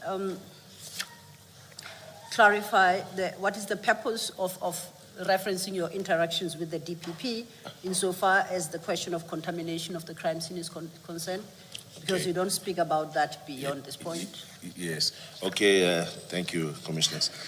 I think the reason I added this bit in there was just to highlight that at the time that this seizure was done, yes, in hindsight, I realize now there were a lot of things that could have been done better. But at that stage, faced with my challenges, I'm going to try and get into that a little later. I did what I did. However, when this docket reached the DPP's office or this inquiry reached their office, generally they are the first ones when they peruse statements, look at the content of your docket or inquiry. If they're not satisfied with the level or the standard of work in terms of handling exhibits or chain of custody, integrity of the exhibits, all of the above, they would cite the same and basically indicate to management that this case is, we're not taking it on, we are not satisfied with A, B, and C. So I put in this paragraph to show that at that stage, in terms of prosecuting this matter, if it had to go to court, the DPP's office had no issue with regards to the investigation thus far. Thank you, Commissioner. Then just as a last one, the point you make is that the DPP did not raise any concerns about the integrity and the contamination of the crime scene. That's the point. Yeah, that's it, Commissioner. You don't go so far as to say that the DPP confirmed the integrity of the crime scene. You're not taking it that far. No, I'm not. Okay, thank you. Then you may. Sorry, before you move on, you, in that paragraph where you refer, in the second sentence, Yes. the non-availability of exhibit bags was the reason these exhibits were not sealed in bags as per national instruction. What does the national instruction that you're referring to say? Okay, with regards to exhibit management, Commissioner, Yes. it says that drugs need to be sealed in an exhibit bag upon entering into the SAP 13. It needs to be sealed at the scene Yes. in exhibit bags. And you say they were not sealed at the scene being at the depot That is correct. because there were no exhibit bags? Yes, But the same at Isipingo is your That's same, correct. you give the same explanation. that is correct, Commissioner. What do you normally do when you are running short of exhibit bags? Where do you normally source them from? Because surely you have to source them from somewhere. Yes. There's no go-to place, I would say, Chair, with regards to getting exhibit bags. You try whichever station you is closer to you. You try a few stations. Some have, some don't have. And just to elaborate on that, Chair, when I go through the inquiry, I see that even on the day, I didn't know this until I perused it, even on the day of the seizure when they proceeded to Port Shepstone, there were no exhibit bags because I see they made an entry the next day that they had to go to Port Shepstone police station to acquire those exhibit bags. So I'm just letting the commission know that although my colleague may have alluded that we've got tons of exhibit bags, it's not always the case. Thank you. I was, when I asked the question as to where you source the bags from Yes. when you are short, I was exactly thinking of what you said, which is you call around at other police stations to source them. I was thinking of that as well. Yes. We have seen from the evidence that I think one of the police stations that have been mentioned is only about 20 kilometers away. Yeah. And I think another one is about 24 kilometers away, Yes, Chair. give or take. I'm not sure about the third one, which is made on WAF. Yes. Or rather, let me just say, one is 20, another is 24, and then there's another one. Do you know how many kilometers the third one is? I would think it's a shorter distance from. Even shorter than I would 20 think and so. 24. Yes. No inquiries were made from those police stations. No. Was those, but you agree that that's a very short distance? It is a short distance. Were inquiries made? If not, why not? Firstly, Chair, the time delay to send members, sometimes they come back with 5 or 10 bags. What's worse? Yes. What's worse? Saving time and not complying with prescripts which require that exhibits should be placed in exhibit bags. What's more important, saving time? Yes. No, I agree, Chair. I agree. Thank you, Chair. Can I, Yes, am I understanding your evidence correctly to be that you and your team did not have evidence bags with you, or enough evidence bags with you, but as you were at the scene, you did not make any inquiries with any police stations. You are correct, Commissioner. Thank you. Yes. Thanks, Commissioner Baloyi. In response to a question from the chair, you indicated, did I understand you correctly, that you learned later that they were transported to Port Shepstone, not contained in evidence bags. Is that your statement? Can you repeat that I had question? understood your answer to a question posed by the chair, that you subsequently learned that they were transported from Isipingo to Port Shepstone, not in evidence bags. I knew that from the onset, Commissioners, yes. Okay, that's what I needed to clarify. So by the time you left the scene at Isipingo, you knew that they were being transported to Port Shepstone, not in evidence bags? I did know that, Commissioners. Thank you. So basically, you knew even before you handed over to, is it Warrant Officer Mpangase? Yes, So even before the handover, you already knew. I did know that. Thank you. Thank you, Chair. Lastly, in that paragraph 61, the very last statement where you say your interaction with DPP office at no stage was contamination of the crime scene or integrity of the exhibits ever cited as an issue. What are you conveying in terms of, maybe my question is, well, what did the DPP office know about what happened at the scene, about how the exhibits were handled? Were they ever in a position to express a view? Yes. Okay. They would have had sight of the entire inquiry, Commissioner. That would have outlined every statement that was there.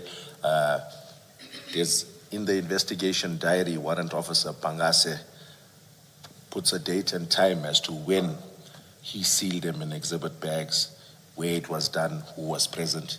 Then there's another addendum where he's described the exhibit bag and the color of bricks in it. So all of that would have been privy to the DPP's office. I guess what I'm trying to understand is, with this statement, you are not conveying that there was nothing wrong with the way the crime scene was handled, with the way the exhibits were handled. The absence of a comment from the DPP office, you're not conveying the absence of a comment or adverse comment from the DPP office means all was done the way, all was done properly. You're not saying that. No, Commissioner, I will concede. They did not express any concern. When I look at it, there were a lot of concerns to be raised. However, I still maintain that the chain of custody, the integrity of the exhibits, all of the above that are needed to take a matter to court was still in place, albeit national instructions were not fully complied with, which is, there's no excuse for that. So, but yes. Okay. Now, I wasn't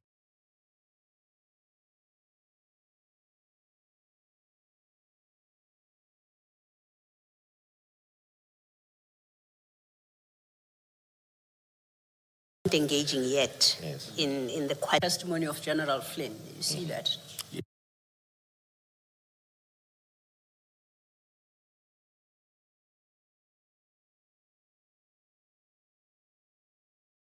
Testimony of General Flynn, you see that? Yes. And perhaps before we do so, can I ask you to go back to your paragraph 26 just to clarify? At page 5, there at paragraph 26, you deal with the entry made into the SAP 13 Yes, by Warrant Officer Mpangase. that's correct. Okay. Now, you say, I confirm that I did not view the SAP entry at the time. Yes, correct. Then you make certain admissions, but Yes. those admissions are based on your reading of the SAP 13 long after the fact. That is correct.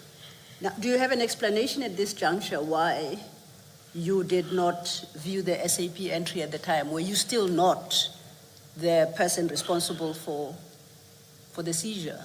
Were you not the investigating officer before you handed over to Warrant Officer Mpangase? It was Pangase who was the investigating officer, Commissioner, at that stage, from the inception up until the 29th of June, 2021. Also, you had already appointed him the investigating officer? That is correct. And you left that function to him? Yes, that is correct.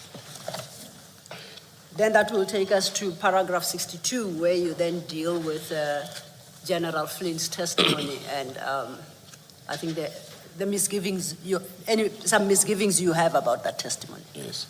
Okay. General Flynn cited drug seizure cases from Durban Serious Organized Crime Investigation that he had analyzed. Of those, he mentions 2 cases wherein the LCRC was not summoned to the scene, one of 2015. It is understood that an IO uses his discretion and uses investigative aids, namely LCRC, if he knows it will benefit his case. The seizure of these drugs on 22nd June 2021, it says 2022, was never under suspicion until they were stolen. Before you proceed, we need to make a formal correction. Yes. Which date is that? The It's date of 22nd paragraph June 16? 2021, Commissioner. Duly done, thank you. The seizure of these drugs on 22nd June 2021 was never under suspicion until they were stolen. I did not have any hand in the decision to store the drugs in Port Shepstone Serious Organized Crime Investigation. Neither did I know that the location was not suitable at the time. I followed an instruction that I deemed lawful when allowing the drugs to be stored there. On 22nd April... Before you move to 63, you say I followed an instruction, but you don't indicate from who? From Brigadier Newswa. Brigadier Newswa. Yes, that's correct. Thank you. You may proceed. On 22nd April 2026, General Flynn was at my office conducting inspections on all our cases on hand. I also asked him if there were any questions he had regarding any of the 10 cases he had drawn from us previously. I explained my challenges on the 22nd June 2021 seizure, as well as other cases of interest. He did not bother to ask any pertinent questions or seek clarity on any issue regarding this matter. Even during this meeting, I did not ever imagine that I was a suspect in the theft of drugs. I will now point out what I believe will show the Commission that the team investigating the theft of drugs was not acting in good faith. During late January 2026, my office conducted investigations into certain drug-related killings and feuds in the Durban and surrounding area. There's an inquiry number as a reference. These investigations were initiated by myself, Lieutenant Colonel KG Sbia, Lieutenant Colonel Dina Govender, amongst 2 other members of the Durban Serious Organized Crime Unit. This led to an individual coming forward in early February 2026 who claimed to be involved in the planning and execution of the theft of drugs that occurred in Port Shepstone on the 8th of November 2021. This informer/whistleblower/suspect was directed to a senior police official outside of the DPCI on the same day. We had done this as we felt it would be appropriate for a neutral party to further investigate this. The head office investigation team was situated in Gauteng and would not have been in a position to immediately respond to this. During the same meeting with General Flynn on the 22nd of April 2026, I informed him of this new information regarding the theft of drugs in Port Shepstone. I missed a sentence there. It's not going to make sense if I don't Yes, add it, may I? please. Okay. Just tell us where to insert it. Okay, paragraph 68. Yes.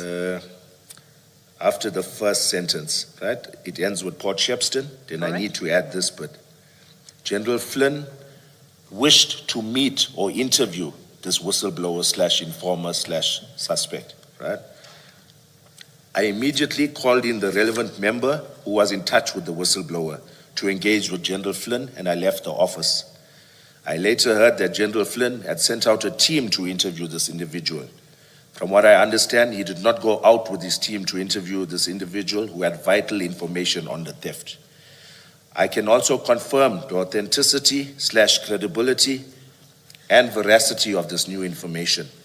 I was left in total shock upon viewing General Flynn's evidence before this commission.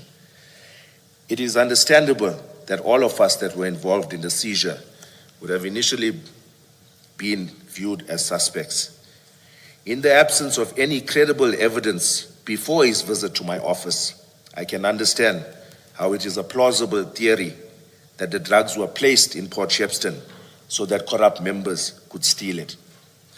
The high risk associated with that storage place lends credence to this theory. However, the General ought to have reassessed his investigation regarding the theft of drugs after this new information given to him by some of the very same members he is implicating. He alluded to significant progress in the matter during his evidence before the commission.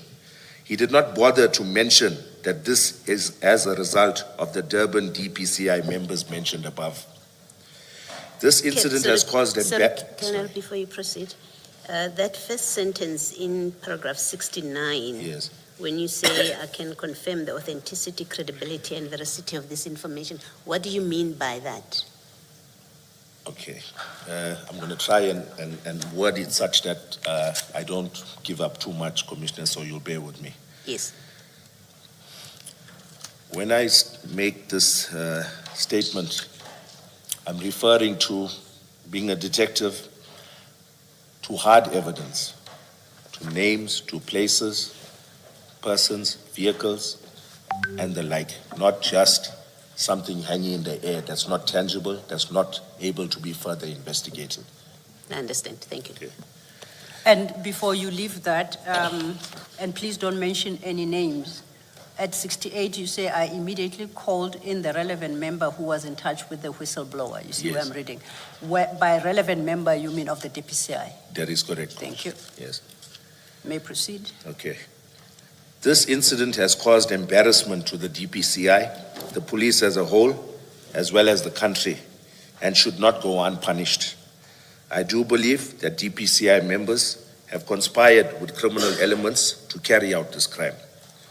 In the same breath, I plead with the Commission to ensure that the proper facts are placed before them so as to maintain the integrity of the Commission. The damage that General Flynn's evidence has caused to us, innocent members, by creating this false narrative and orchestrating his investigation to suit the same is irreparable.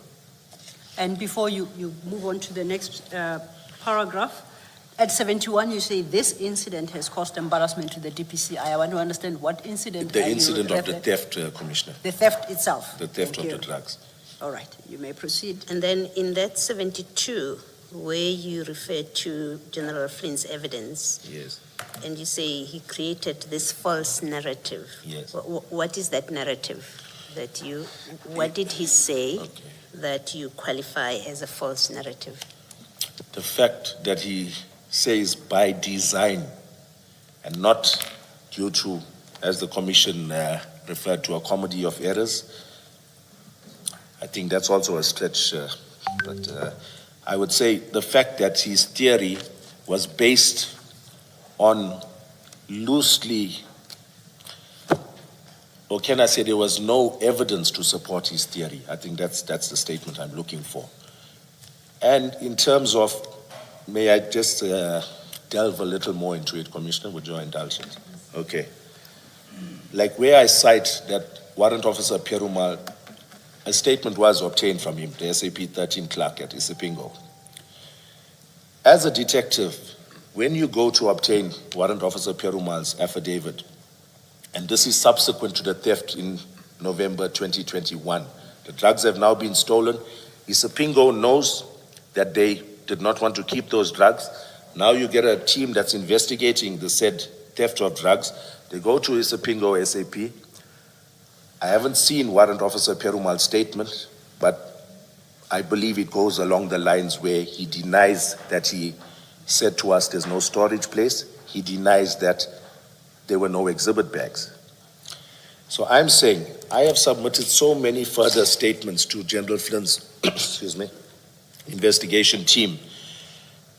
And in most of them, I allude to the fact that we had a problem with Warrant Officer Perumal. Now when the investigation team goes to him, they should not merely pose questions regarding the 22nd of June. Yes, the 22nd of June. So to me, they basically asked him, did you have storage place? He says yes. Did you have exhibit bags? He says yes. Because he knows if it comes back to him that he refused us, he's also in the hot seat. So I'm saying, why was it not canvassed with him? The fact that Colonel Jacob alludes to certain incidents where they had issues with you regarding Mandrax or whatever, but I did allude to it.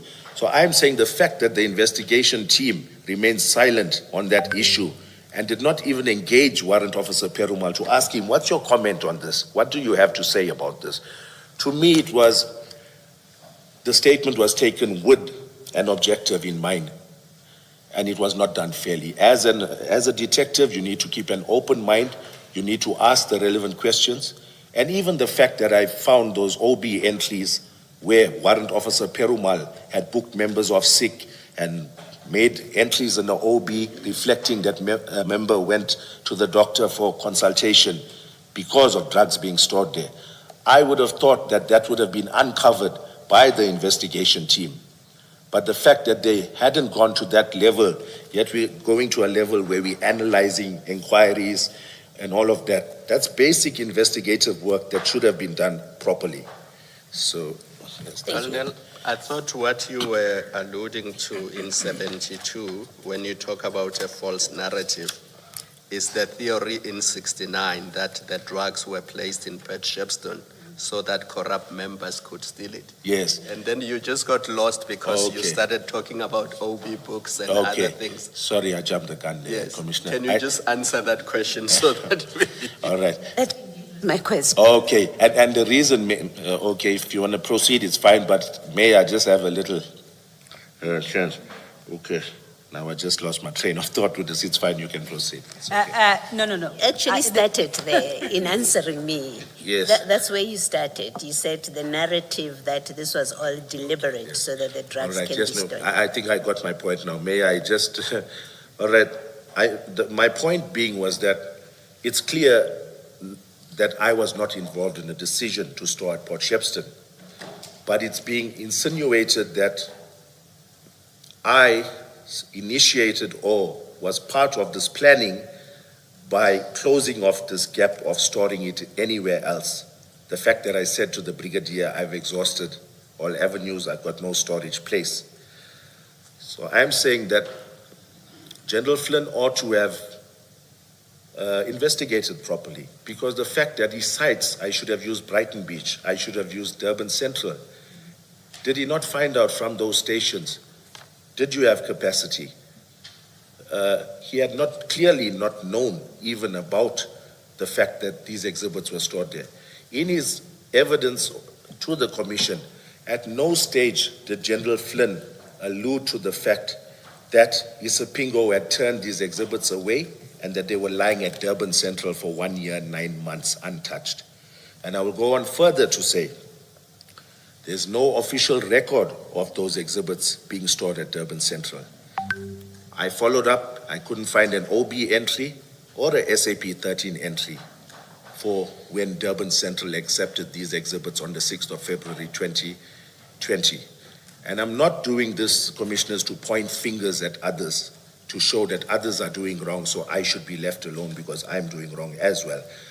I'm doing this, I'm highlighting it to point out, firstly, the challenges that we face, and secondly, the fact that General Flynn, I would think, misled this commission by not highlighting a pertinent point, by saying to the commission that I find it strange, Isipingo has never had a problem with exhibits. That was his statement to the commission.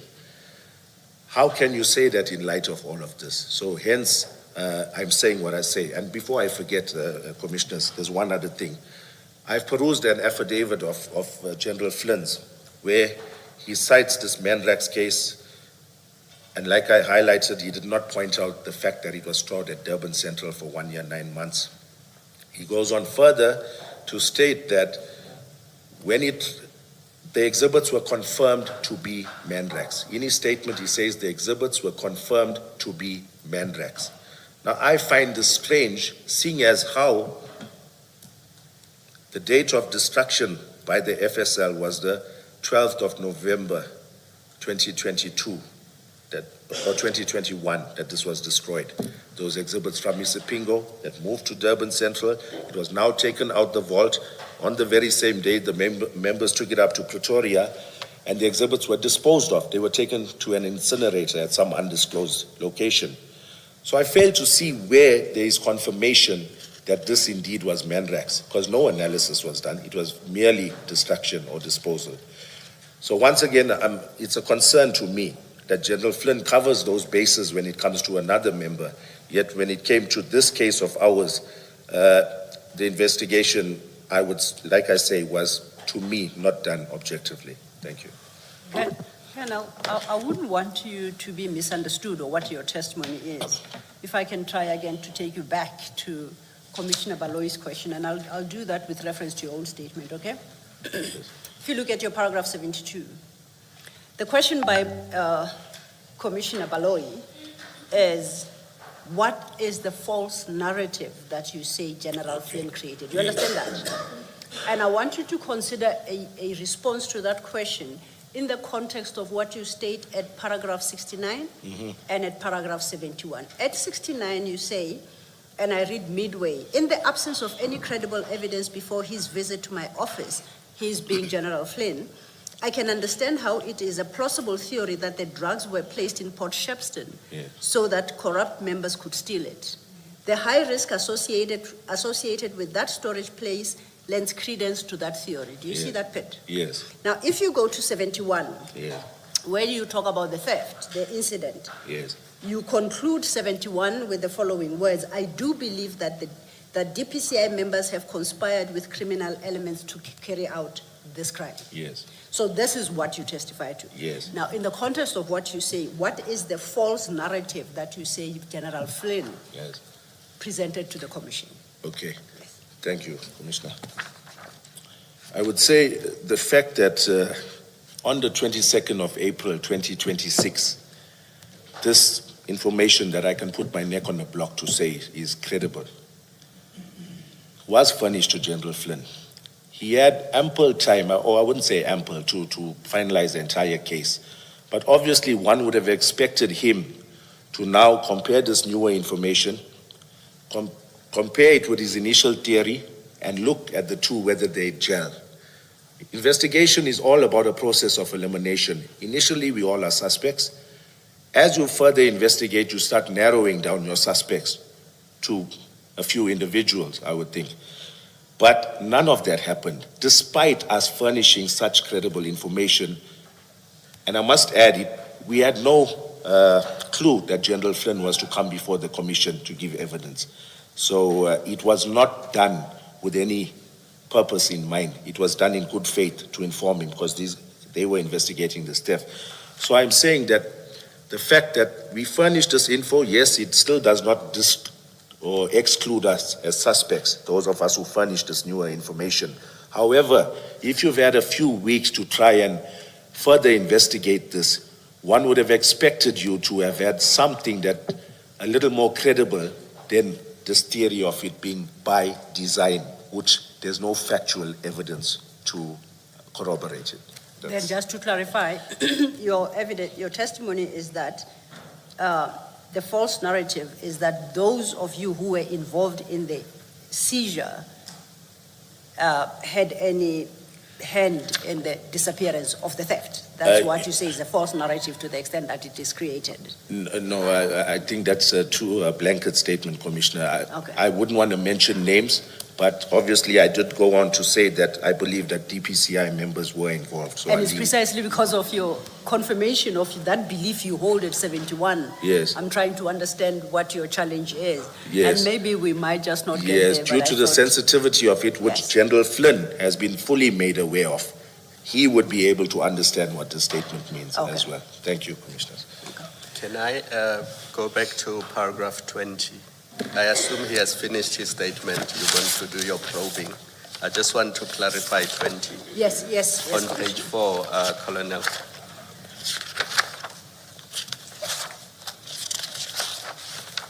Colonel, sitting here, we have taken it as a given that what was stolen in November 8, 2021 is cocaine, and the value of that cocaine is approximately 200 million rands. We've taken it as a given. But because we are a fact-finding inquiry, facts are important. Now, in the absence of a qualitative analysis and a quantitative analysis, are we sure sitting here today that A, it was cocaine, B, the value of that cocaine was 200 million? I'll tell you why I'm asking these questions. I've had to do some reading, the UN report on drugs and cocaine and other things. Depending on the grade, even if the kilograms are 1 kilogram bricks, depending on the grade, the value could range, and it could even be 400 million. So if an analysis had been done and the quality, the grade of the cocaine had been tested, its market value or its street value could easily have been 400, or it could have been 200, or it could have been 300. You are correct. Now, it is in that context that I seek clarification of paragraph 20. Yes. So, because you say in your statement, your priority was to safeguard the exhibits, and then you say approximate value 200 million. How did you arrive at that 200 million? At that stage, cocaine was selling for about between 180 and, was it about 400, maybe 300 to 400,000 per kilo, 3 to 400,000. So I think that's how we arrived. But that was the average price. Average price. And it per also kilo. depended on the grade.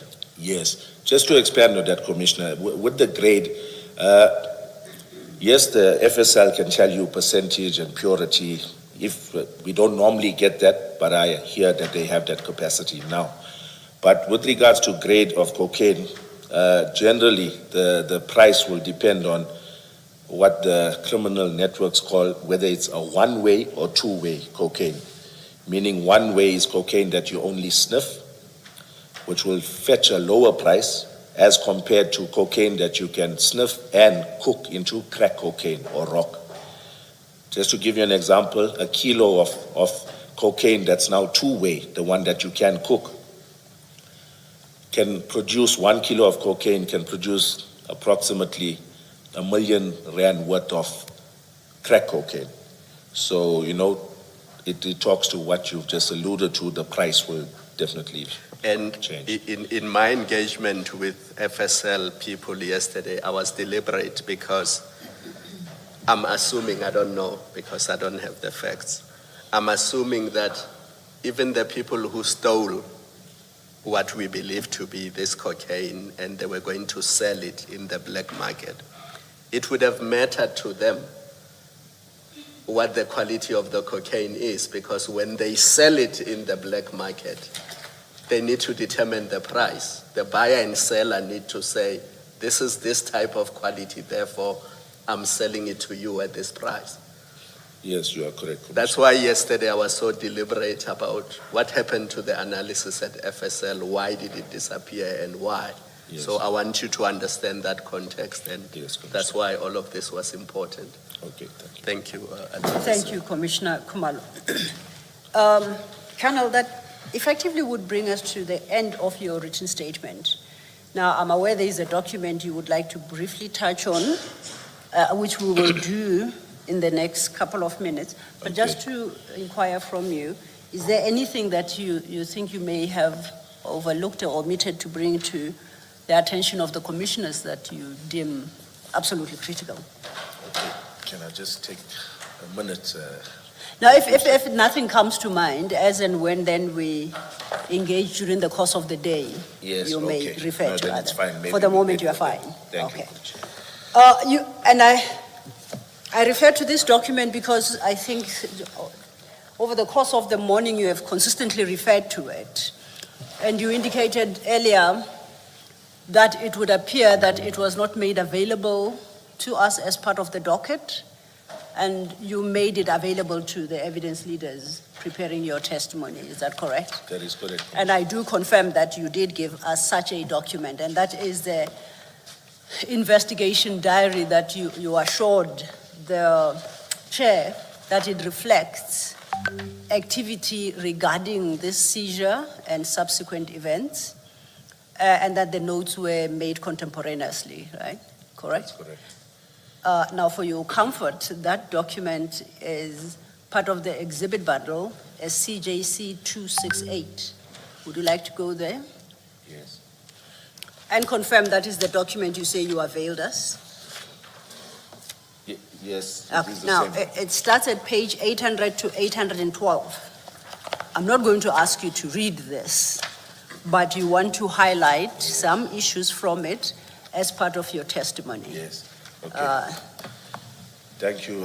Just before you do so, I'm going to give you an opportunity.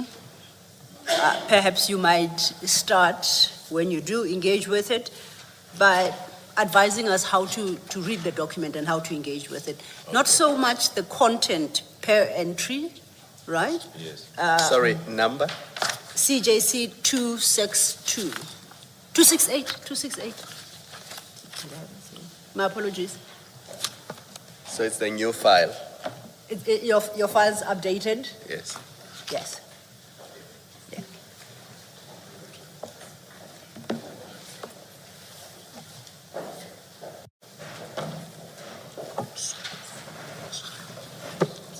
CJC 268, I think it would be the penultimate document that's fine, the exhibit file. Okay. Thank you. Okay. Thank you, Commissioner. Just 1 second, Colonel. Okay, as I had suggested, perhaps there are different entries made, right, in the investigation diary. At the conclusion of every entry, there's a signature. Perhaps your explanations to us should be on that basis. Yes. Per signed off minute tells us what issues addressed there, by who, and then if there's anything in particular from the notes made that you want to highlight, you may have the opportunity to. Okay. Thank you, Very Commissioner. briefly, thank you. Okay. Just to give the Commission an overview of what this really is about. In any police investigation, this is your C-clip, it's your investigation diary. It's where the investigating officer will diarize every little incident, tasking, every duty he has conducted, every investigation he's conducted in respect of this investigation. So it's labeled with pages. The first page is 1C1, C2, and so forth, right? The member puts a date, puts a time, makes an entry, and signs off with a full force signature. That's unique to every member. So initially on the 22nd of June, on C1, that's page 800, you can see its entries from Warrant Officer Mpangase, highlighting that information came through, where did we proceed to, what transpired. He continues on C2 as well. Continues on C3. Continues, okay, C4.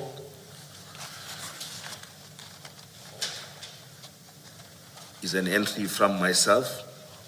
And I think I'll read that out just to show the preliminary or initially what taskings was given to Warrant Officer Pangase in respect of this investigation by myself. The entry on C4, page 803, it's dated 23rd of June, 2021.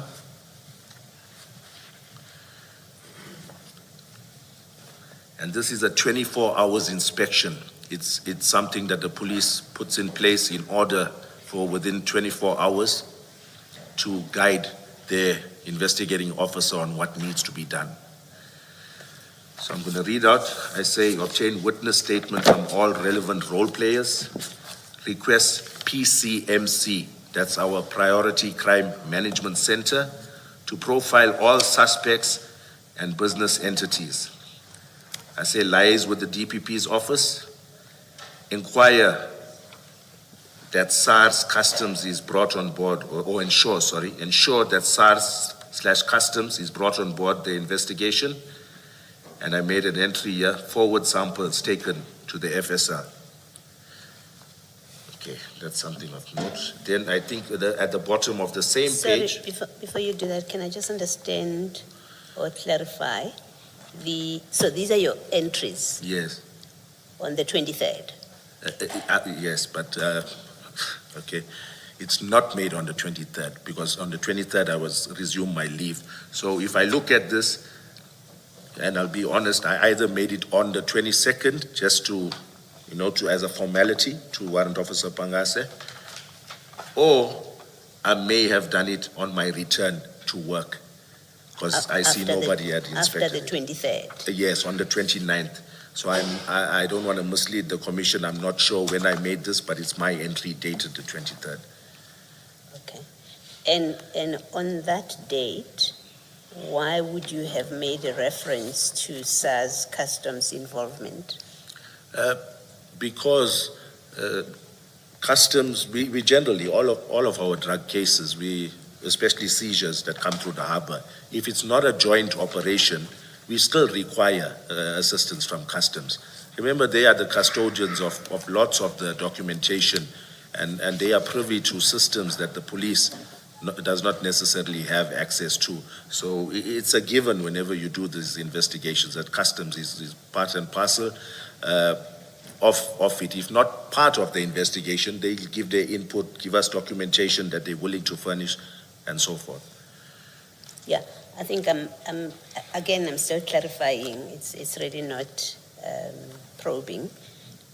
I just want to understand the role of SARS that you anticipate in this particular operation. You have taken the drugs. You have, on your evidence, you have sealed, or the container is sealed, but you've taken the drugs that you had received a tip-off about. And I think earlier in your statement, there's where you say on the day of the operation itself, you got documents,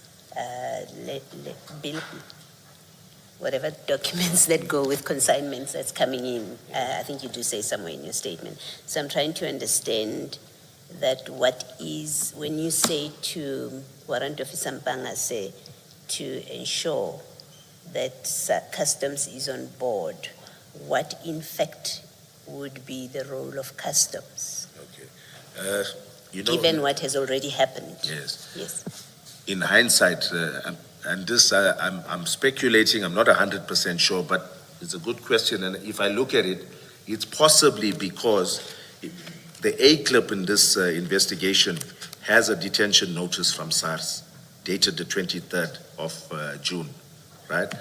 So I'm not sure whether I had sight of that, but clearly if I look at the investigation diary, that document was filed by Pangase. It's got his handwriting on top of it. So I'm unsure as to who furnished him with it, but it's filed in the inquiry. So it could be, like I say, I stand under correction. It was a long time ago, so I'm just speculating that when I got back to work, and if I did make this 24 hours inspection, then it's possible that I was paging through the inquiry and I noticed that SARS had a detention notice on this. So obviously we would want to know what led to them putting a detention notice. What red flags were there? Thank you. Right, thank you. If I may then just follow up, it's a question I was going to ask. I might as well ask at this juncture. Your left column Yes. in this diary is headed time date. Yes. And then there are entries at different points of what would appear to be the date. Yes. Are you, in response to the question by Commissioner Baloyi, are you suggesting that the date appearing in that column is not necessarily the date on which the entry was made? Is that Yes. how we should understand it? It's possible, Commissioner. No, I'm asking you, how do you want us to read your document? All right. If you know, now that I look at the fact that I alluded to ensure that SARS Customs brought on board on the first entry, normally it would come maybe at a later stage. The fact that I put it here during a 24 hours inspection, I would think that I made this on the 29th, yet it's dated the 23rd. Okay. Yes. So I didn't make it on the day because I was on leave. So it looks like I made it retrospectively. And this is a clarification question, not exactly engaging. Is that not misleading, though, to the next reader of the document? And I'm thinking, if you made it on the 29th, why wouldn't you write the date of the 29th? And in the body Yes. of the report, you indicate that this happened on the 23rd, although I'm only recording it on the 29th. Yes. Is that not the most ideal way okay. of going about it? Yes, and my honest answer, Commissioner, is that it's a formality in the police. A 24-hour inspection must be done. So the fact that Pangase didn't take it to any other officer for a 24-hour inspection by the time I got back to the office, that for me is administrative. It's something that's frowned upon. It's one of the boxes that you need to tick, a 24 hours inspection, guiding the member on what to do. So it's possible that that is the reason I had done it retrospectively. Also, and it reads 24-hour inspection. There seems to be a stamp there. No, in there's a Pangase. police sign that's just Yes, smudged. but so, there is something that's not legible there. Okay, it says 24 hours inspection. There's Yes. a little comma there, and it says warrant officer I see, Pangase. that's what So it I'm is. addressing it Okay. to him. Thank Yes. you. Then you may proceed. You were Okay. helping us work through this. Sure, diary. okay, thank you. On the bottom of the same page, Commissioners, page 803, there's an entry 2021-0701, and I state there, to CHC Depot with warrant officers Pangase and Sibia, Tim Flaude of Mega Freight present, unpack of container in order to verify if the contents of the container, we turn over now to 804, if the contents of the container correspond with the packing list, unpack and count completed, approximately 5,395 bags, I shouldn't have said approximately, 5,395 bags of, and I named the animal feed, container resealed, contents of container as per the packing list, all in order, indicated to Tim Flaude, that's the representative of the clearing agent, that our investigation pertaining to the actual container is complete and the container could be released. And then I state that I sent an email to Brigadier D. Naika with regards to documentation furnished by Mega Freight. He's the head of SANEB in head office. So, okay, that's another entry. That's showing that I did go back at a certain date to re-inspect, if you want to call that, or to confirm that there was nothing else further in that container of interest. Yes, can I just understand where you say container could be released? Yes, This is on the 1st of July. yeah. Where is the SARS customs detention situation here? Their detention notice, Commissioners, was dated the 23rd of June. Yes.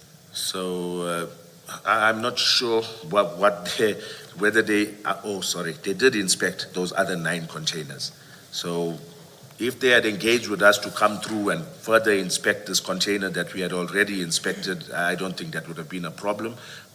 But we did it without them. Yeah, At this I guess stage. my question is, Yes.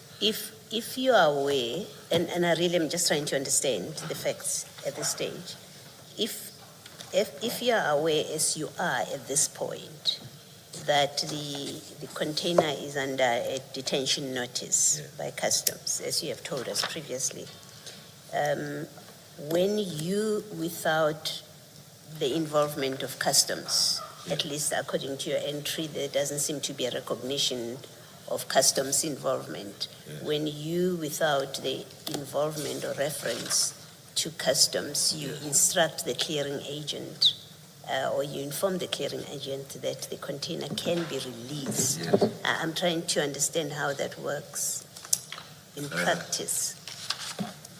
Customs Commissioner was aware of our find at that container.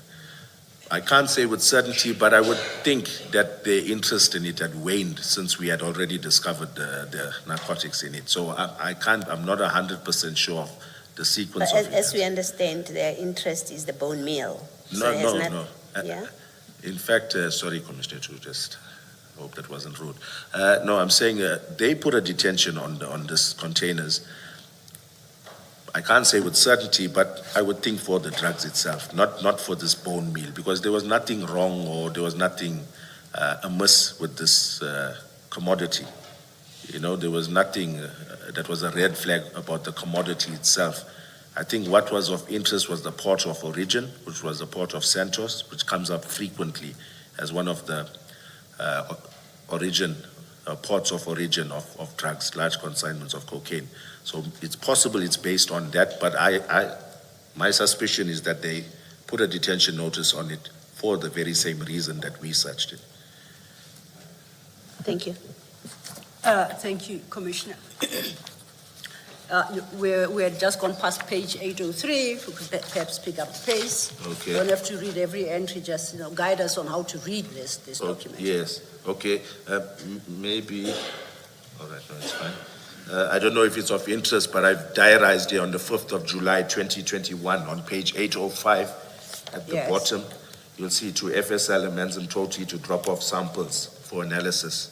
So I call it samples here, Commissioner. What, the entry on the other side, we know the entry on your side, you say it's samples for analysis. Yes. You even mentioned that exhibit bags and you mentioned their seal numbers. Yes. And you specifically say they are handed over for analysis. Yes. And an acknowledgement of receipt per B. I was hoping it would be here, but it's not. But on the other side, Yes. does the entry also say it is analysis of samples? Because you have to make the Yes. request. They must know what this thing is here for. Yes. So what is the entry on the other side? Thank you, Commissioner. You know, when I did hear this come up at the commission, I went through my notes.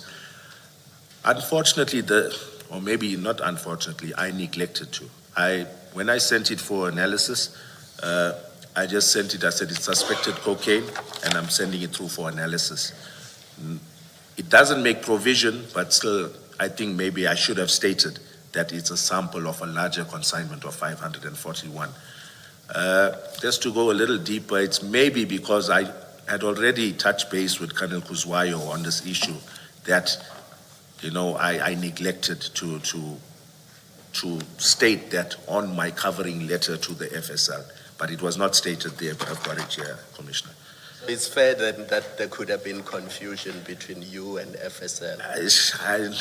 I wouldn't say there would have been confusion. You know, Commissioner, during every stage of my interaction with them, it was known that we're sitting with 541 kilos. The FSL can't house it. I'm trying to get rid of this, whether it be via an expedited analysis report, or if you tell me I can take it straight for destruction, whichever way. So they were fully aware. They were fully aware, Commissioner. Thank you, Commissioner Khumalo. We've made note of the entry at 805. Then if we continue. Okay, all right. Just look. We're now at 806. Yes. Yes. Okay. I see on the 2021-07-19, I said email request to DPP Advocate KD Governor for assistance, and I find my correspondence in my B clip as per B3. So that was a covering letter giving them a synopsis of what had transpired and basically preparing the DPP's office to now guide us on this matter. Okay, then we see there are other entries there. And I think if my reading of the document was correct, beyond this point, 806, Yes. all the entries are by you. There is. Well, except there is somebody called Yes, the one. Nunda. Yes. But there are no, in this context, Yes. there are no further entries by Warrant Officer Mpangase. No, they aren't, Commissioner. Yes. So you are now the investigating officer fully in charge. Yes. Okay. Yes. However, Commissioner, I must point out that wherever you see red writing in this investigation diary would be an inspecting officer that would have been looking at this inquiry and giving advice or comments or guidance in that regard. And duly noted, that's the same as your entry at page 803, it's in red. Yes, at that stage it was Pangase who was the IO, so me being a commander at the unit, the entry needs to be in red so that he acknowledges and And that's the complies. point I'm making. Yes, yes, That Commissioner. the inspection in respect of your entries is in red by, please give me the correct rank of the officer here, Nundla. Yeah, Nandlal, yes. Nandlal. Nandlal, it's a Lieutenant Colonel Nandlal. And that was the inspecting Yes. at officer, that- where yes. you are the investigating officer. And the entry in red by you at 803 is where you are the inspecting officer and Warrant Officer Mpangase is the investigating officer. You are correct, Okay. Commissioner. Yeah. All Okay. right, I think, does that? One more aspect, please, Commissioner, Yes, before yes. we tie up this. I'd like to draw the Commission's attention to my entry 2021-1104, or even before that, the one on page 809, which is C10. 809. Okay, if you look at the entry 2021-1027, I've made an entry at FSL Manzam Toti, spoke to Warrant Officer Sechedi, in brackets I've got analyst, regarding their Section 212 analysis report status. He indicated that he needed 7 to 10 kilogram exhibits for weighing in order to complete the Section 212 affidavit. Informed him that I would make arrangements with the Port Shepstone office to retrieve said samples with him present. So that's contemporaneous, that's made on the day. And then the entry after that, it follows in, on the page 809, the entry at the bottom, dated 2021-1104, called Lieutenant Colonel Prinsloo, Unit Commander, Port Shepstone Serious Organized Crime Investigations, to make arrangements that I come through with the FSL member to obtain exhibits for weighing. He indicated that he was on a wildlife workshop from the 8th to 12th November 2021, spoke to H. Nika of Customs SARS, arranged to meet the following week. So that's a commander at Customs that I was engaging with as well. So I think that's what I That's what- wanted to point out. Can I just get the following clarifications? If you go to 803, that is now your entry in red. Yes, You call that a 24-hour, 803 saying page 803, yes, CJC 268. That Yes. is your entry and you headed it 24 hours inspection of Yes. Warrant Officer Mpangase. yes, Then when we go further in the document, yes, and we deal with, is it Lieutenant Colonel Nundlal at page 807, once Yeah. again in red. yes. What is that? You called yours a 24-hour inspection. Yes. What inspection is this? This, let me see. This is a normal monthly inspection, or sometimes it can be a quarterly inspection. This, I'm trying to see, it could have been a month-end inspection. I see it's dated on the, towards the end of July 2021. So this is a month-end inspection? Yes, And how often must this be done? Logic would tell me every month. yes. Would I be correct? Yes, a monthly inspection of, by virtue of its name. Yes, it's Yes. monthly, but you get a quarterly. It depends sometimes on the type of investigation, or if it's not gaining momentum at a certain point in time and then it starts to, but generally in the police, there needs to be a monthly inspection. Okay, so Yes. preferably a monthly, otherwise quarterly. Yes, Okay, this one we see is dated 31st August. Overleaf at 808, there is another one, yes.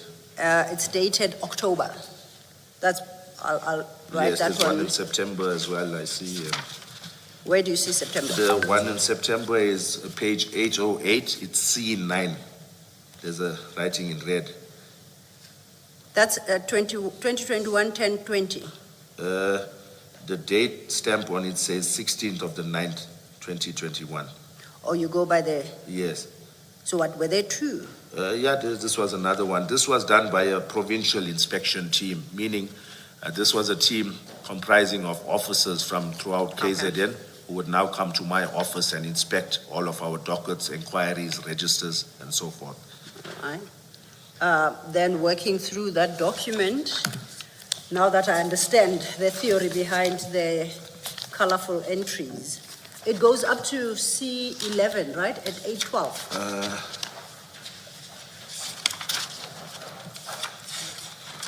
Yes, you're correct. Am I correct? Yes. And I see from C10 at 809, it's all your entries. Yes. We are now in October into November, so there was never any further inspection of this file No. from September.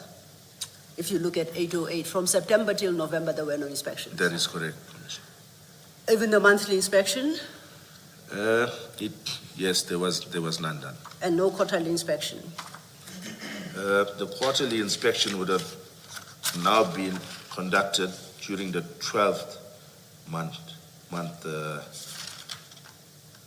Okay, there would have been an inspection in the 12th month, but however, this inquiry was now taken away by head office on the 28th of November 2021, subsequent to the theft of the drugs. So, and there was quite a bit of activity between that. Why then was it not necessary from September to have monthly inspections? And my question really is premised on the engagement we had earlier about your entry, your inspection of 23rd June 2021, Yes. when you said actually the entry was not made on the day, and you accepted that might be misleading. My question is, how do the commissioners know that in the absence of a monthly, quarterly, 24-hour inspection, Yes. that these entries were not subsequent to the fact and not as contemporaneous as you Yes. putting forward? Remember, if you look at it, then I'll give you an example. If you go to page 809, which is C10, Yes, right? And then it states there, statement of Sergeant Governor of Border Police filed as per 820. yes. Then you can see the date that I've obtained that affidavit is in line, it corroborates with or corresponds with my entry there. So there's no other assurance I can give you aside from that, the fact that my C clip now corresponds with my A clip. Like if I say I obtained a statement on the 1st of June, Yes. and then if you look at my A clip, you'll see there's a statement obtained by myself on the 1st of June. So I can't, there's no other safeguard. Commissioner. No, I appreciate that. So you're saying the fact that there is no monthly or quarterly inspection, Yes, the commissioners may draw comfort from the dates of the statements you obtain as you list in the investigation diary itself. yes, Okay, thank you. no, I'm happy with that approach. Thank you. Can I just check that 807, CO8, the very first entry on the 30th of July, Yes, and you've got item 3, which is SARS is assisting with investigations. This is a month, 5 weeks later after the Yes. operation. What is SARS's continued involvement in your investigation? What exactly are they doing?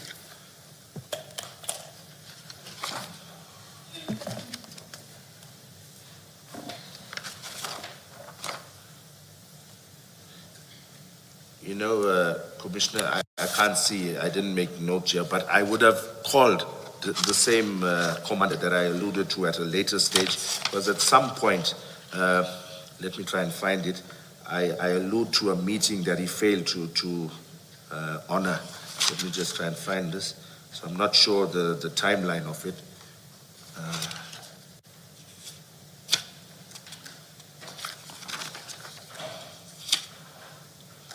Okay. Yes, I think he may have been otherwise engaged, Commissioner. If I look at 809, page 809,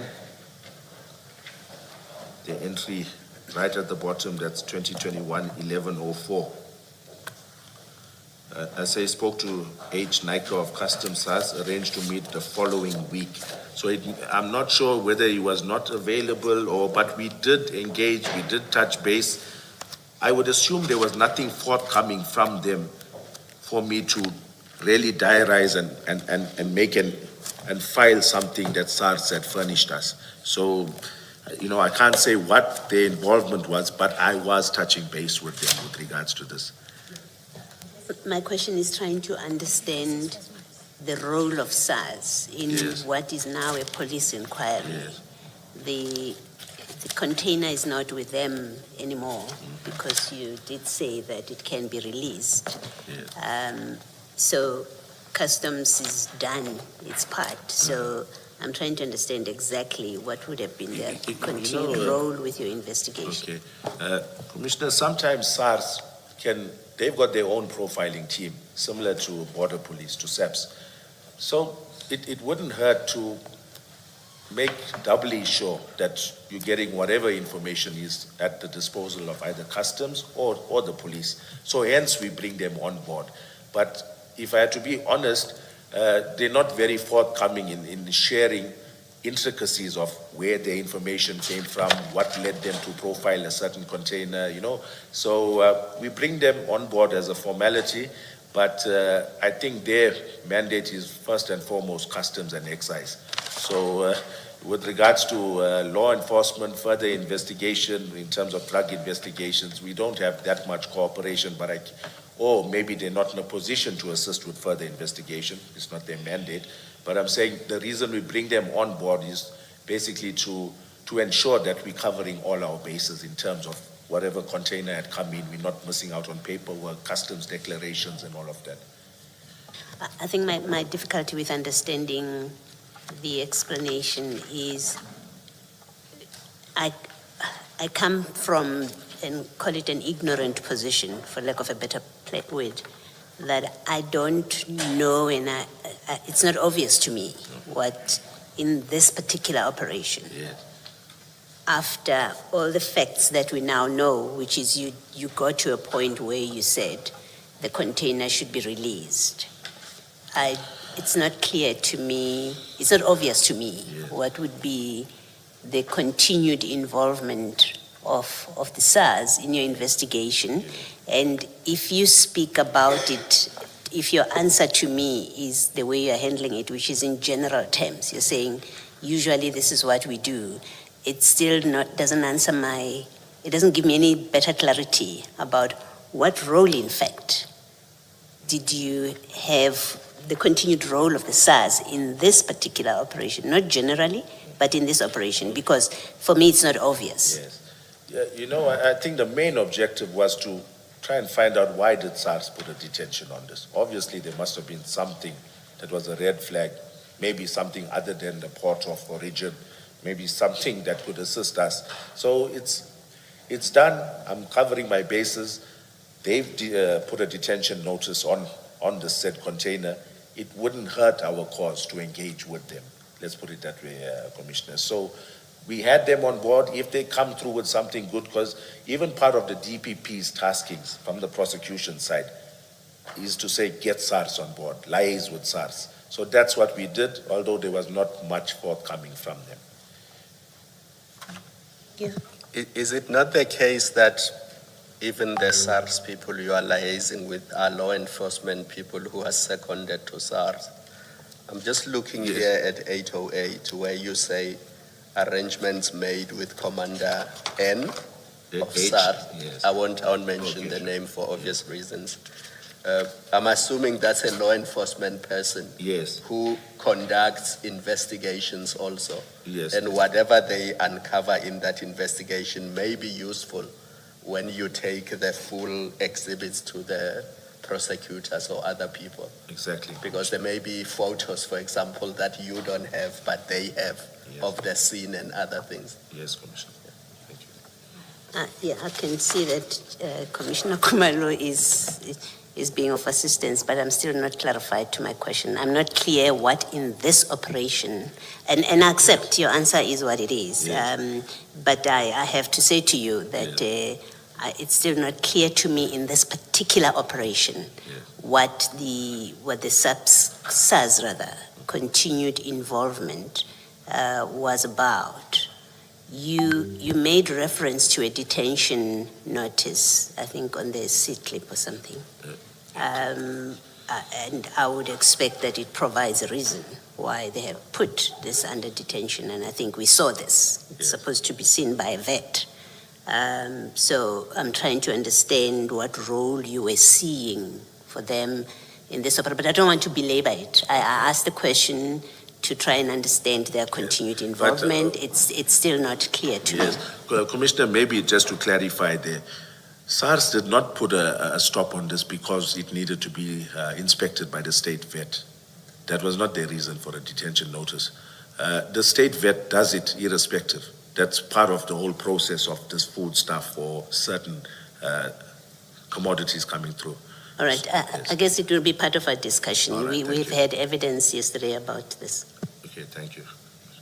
Thank you, Commissioner Baloyi. Thank you, Colonel.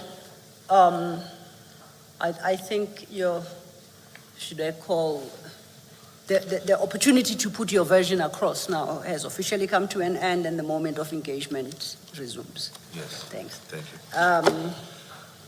I would like us to start with your paragraph 10 at page 2 of your statement.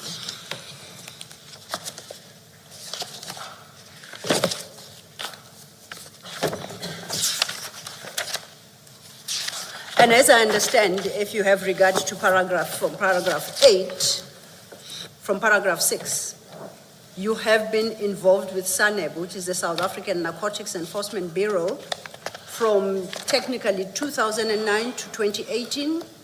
You had a break for about a year, and from 2020, at paragraph 8, you went back to SANEB, and this time in a senior position, and by February 2022, you were then promoted to the rank of colonel and appointed as the unit commander. And under your unit included SANEB, correct? That's correct. So that's quite a long career in, I nearly said in narcotics, but that would be wrong. In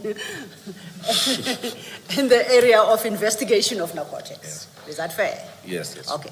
Now, at paragraph 10, you say, I have coordinated drug operations, managed drug projects, dismantled clandestine laboratories, and been involved in several drug seizures at the port and container ports.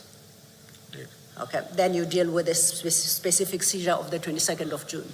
My interest here is, would I be correct to understand you to mean that you've done a number of seizures, drug seizures at ports and container ports, including the Durban container port? Okay, Would I be correct? yes. Or am I wrong? That's why I've put there, I've been involved. Personally, this was my first, the one on 22nd June, seizure that I've investigated personally. It was the first seizure at a depot. Usually my investigating officers would do that. This was the first one that I took on personally. Now, let me understand. I understood the last sentence of paragraph 10 that reads, prior to the drug seizure on 22nd June 2021, I had not conducted a larger seizure. Yes. I thought the point you sought to make there was the size of the seizure, Yes. not involvement in seizures.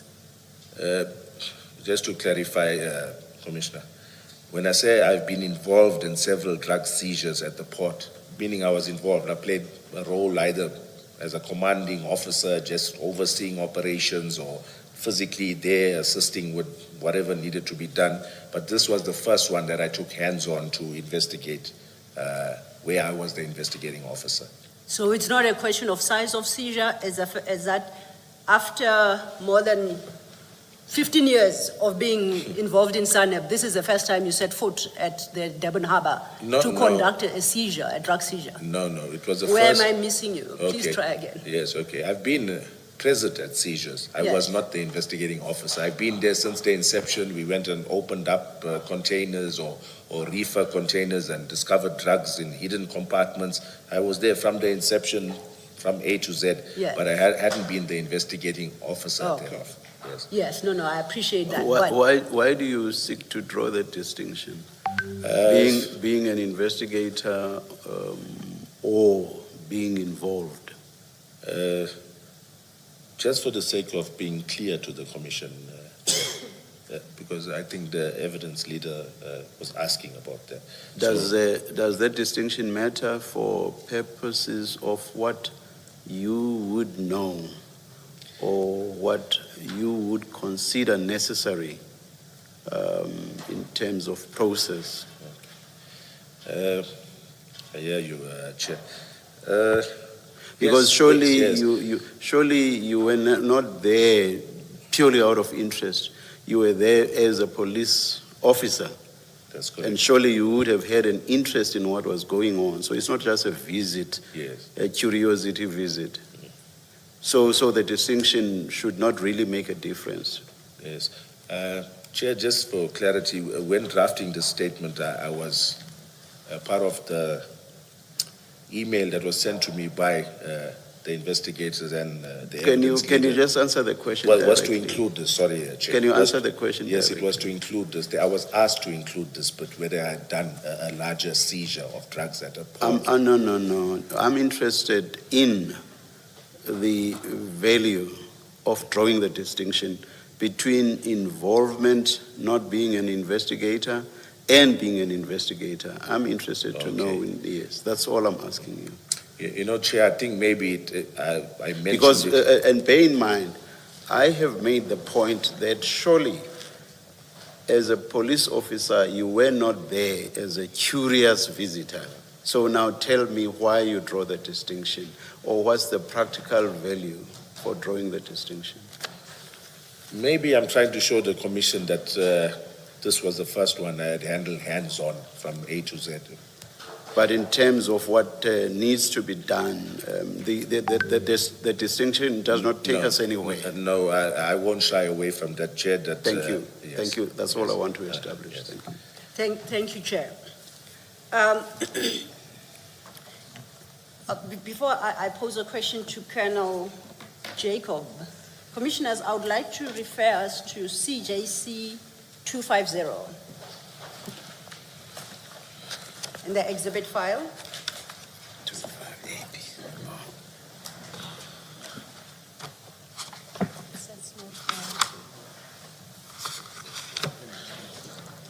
It's the same file.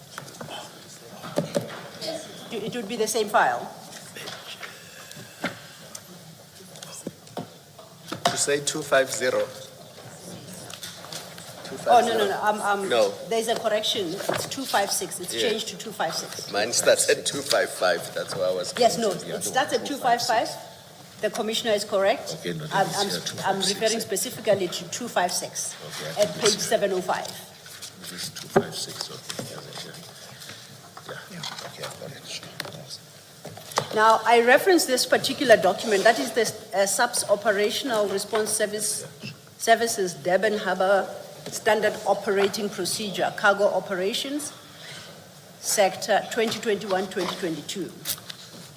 The Commissioners will recall, and it starts at page 705, the Commissioners will recall that we came across this document yesterday during the testimony of Captain Duma, and it was part of the confidential exhibit file provided to us by Crime Intelligence.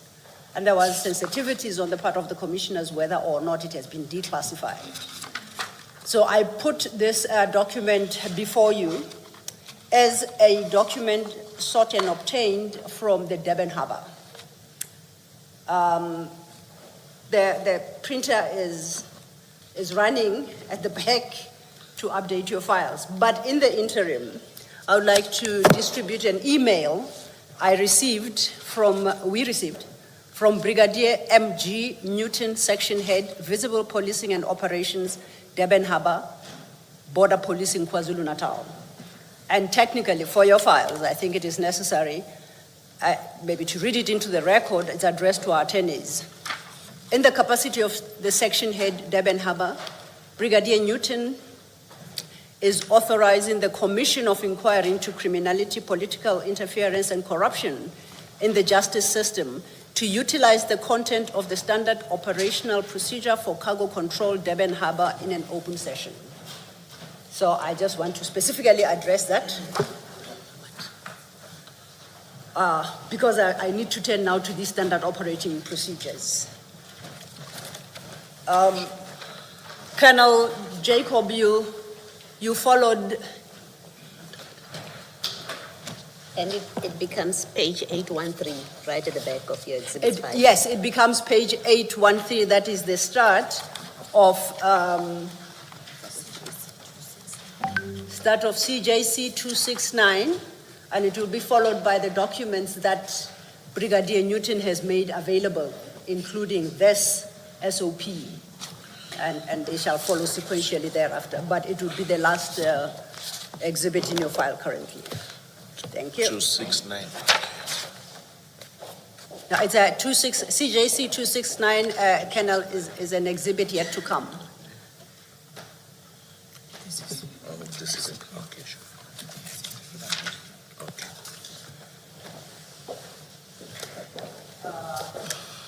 Now, I don't know if you can follow my conversation with, my interaction with the commissioners. Yes.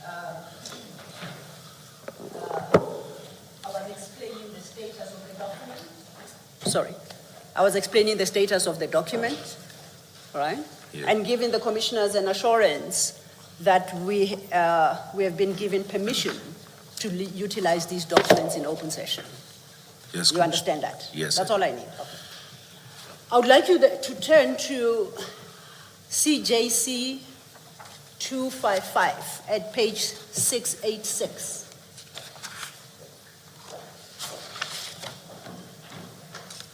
If you keep your finger there,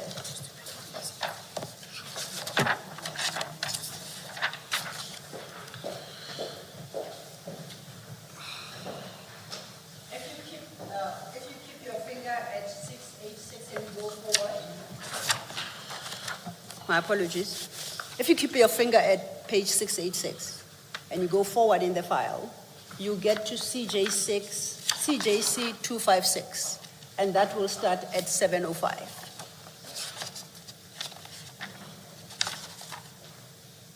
Do you see? They follow each 7:05, other. Commissioner, Yes. starts at 7:05, CJC 256. Yes, starts at 7:05. Yes. Is that what you have? Yes. So both of these are standard operating procedures for the Durban Harbour. You understand? Yes, yes. Now, the difference really is the first, CJC 255, is for the period 2020 to 2021, as it's reflected as page 686. You see that? Yes. And the second one, starting at page 705, is for the period 2021 to 2022. Have you ever seen any of these documents I in have your line of work? And I say in your heavy involvement documents, or even had opportunity to familiarize yourself with their contents? I have not, Commissioner. You haven't. Now, if we stay at at CJC 255, I would like you to go to page, I'm looking at paragraph 7. That would be at page 690.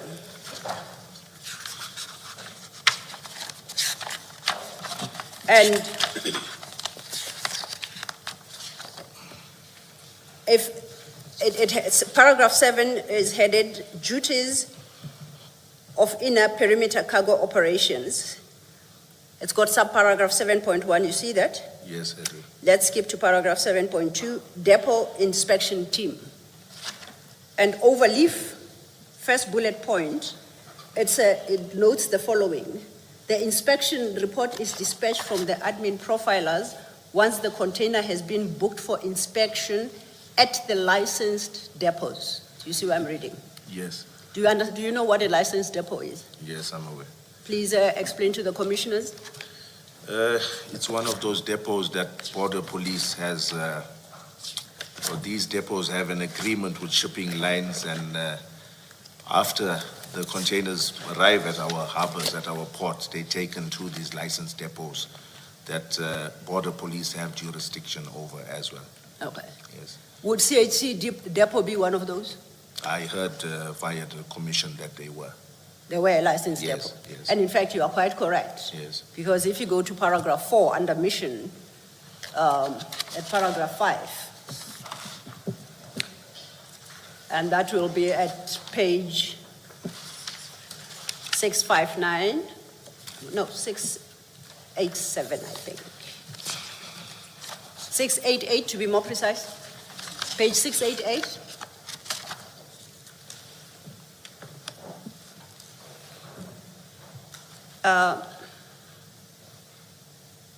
My apologies, I just want to check. Yes, It's the 688, I'm correct. fifth bullet from the bottom, just above paragraph 6. Yes. It is area of responsibility, that's paragraph 5. You see that? And yes, Chair, it is the 5th bullet point from the bottom of the listed areas there. And that reads CHC Depot, Isipingo Prospection. Yes, I see it, Commissioner. So then you've always known that CHC Depot, Isipingo Prospection is part of is a licensed depot? It falls under the responsibility of the ORS services at the Durban Harbour. It's their area of responsibility. Or is that an understanding you didn't have? I didn't have that understanding. So Commissioner. in the times that you were executing these drug busts at ports and at the Durban port, you didn't know the layout of the Durban port and the areas over which ORS has got responsibility? Not specifically as indicated in this point 5, Commissioner. No. What did you know about licensed depots? Yes, I was aware that they are licensed depots. I couldn't name them, but I knew they Okay. were contracted to shipping lines, and border police have jurisdiction over them. So you understood that border police had Yes. jurisdiction over licensed depots? I do You are know. saying what you did not know specifically at the time is that the CHC depot is one of the licensed depots? Yes, Commissioner. When did you make this discovery? I think when Captain or Lieutenant Colonel Duma was giving his evidence. When you enter the harbor, are these areas not behind some level of security so that I, Mahlapisi, can't just wander in? This is harbor operational areas. They are controlled. And I think Colonel Sanders and Captain Duma testified that you go through security gates. Is that not how it works? There is a boom gate manned by a security guard, Commissioner. So it's a controlled environment. Somewhat, Commissioner. What do you mean by somewhat? It that is not the controlled? most highly secure, yes, but it is controlled. It's controlled.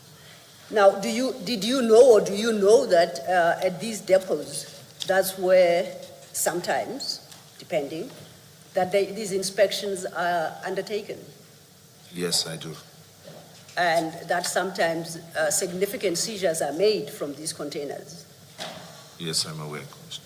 So your testimony to this commission is that all that activity takes place in less than ideal security environments. Is that your testimony? In some cases, yes, Commissioner. Okay, Yes. now please explain in which cases did you reference? Like, if I speak specifically about CHC container depot, the depot in itself is not a fortified premises. It's not heavily secured. Except for a boom gate and a security officer manning that boom gate, there's no additional security that I was aware of. Okay, maybe before I ask my question, what do you mean by fortified? I use that word, Commissioner, based on your question of the security at these premises. So, I mean, there's nothing that's... Sorry, Mr. Law said nothing about security. I didn't. What Mr. Law said was, so are you suggesting that these operations take place at less than ideal situations? That's yes, the question. Okay, yes, I can say that, Commissioner. And now testing from your experience, because I take it you're a very experienced colonel and police officer,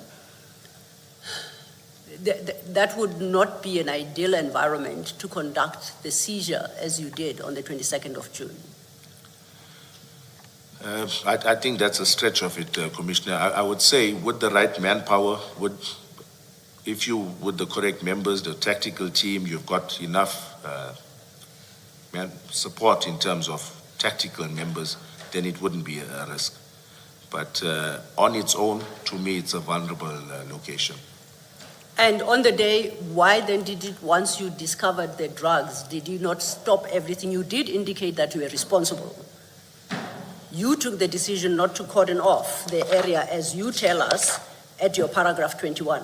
Why didn't you hold all operations until you had sufficient manpower on the day? Okay.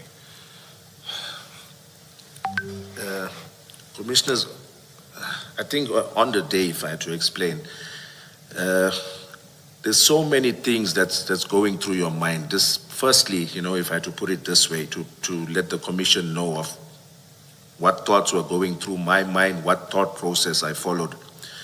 It's my first visit to CHC container depot. The container was removed from a stack of a lot of it was high up on a stack. They brought it down. It took quite a while to even get that container placed. So when it was placed, I think even the photos in the inquiry will show that there were other containers close by. The working space was not that conducive. So when it was placed, and after the photos were taken, the lock was broken. And upon opening the doors, now I'm faced with this magnitude of drugs that we were not expecting. And I look around and I see, okay, there's a container to the right, there's a container to the left. I've got a narrow kind of thoroughfare that I can offload the drugs or unpack bags and lay them out there.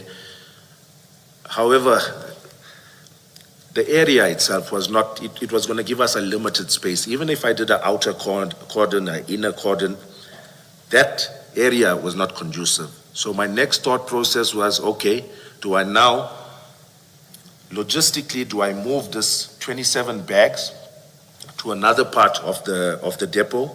There would have obviously been another part that would have not been as congested. Do I move it there? But then I look at the logistically, it means us carrying these bags, or how do we move it? Do all our police officers line up and carry it to another place? Do I seal up that container and take the whole container to another workspace? But in my mind, I know the actual crime scene itself is only the container, not the depot itself. So for me, at that stage, I made a decision. I firstly, bearing in mind we didn't have enough bags, the area is small. This is not an offense that required us uplifting physical evidence from the depot. This is not an offense, or the depot itself was not, I wouldn't even say complicit, but they're just an innocent party happened to be in possession of this suspect container at that point in time.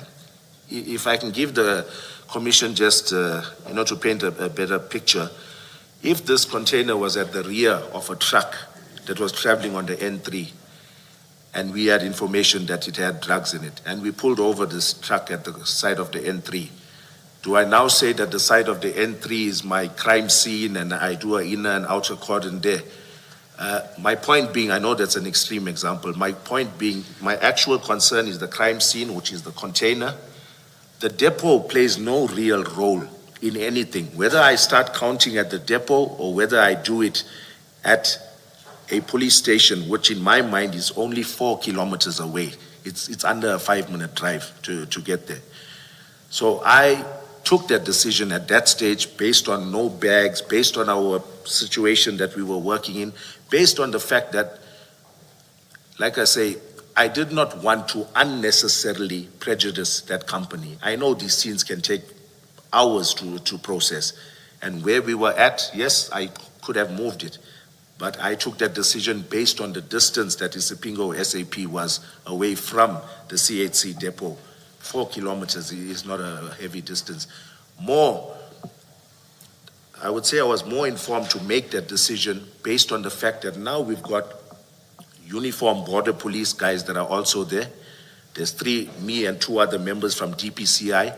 At the back of my mind, I know it's never wise to move exhibits from a scene, but I'm consoling myself by saying to myself that there can never be any question marks or insinuations about the integrity of these exhibits because I'm now using members that I've never seen before, uniform members in full uniform.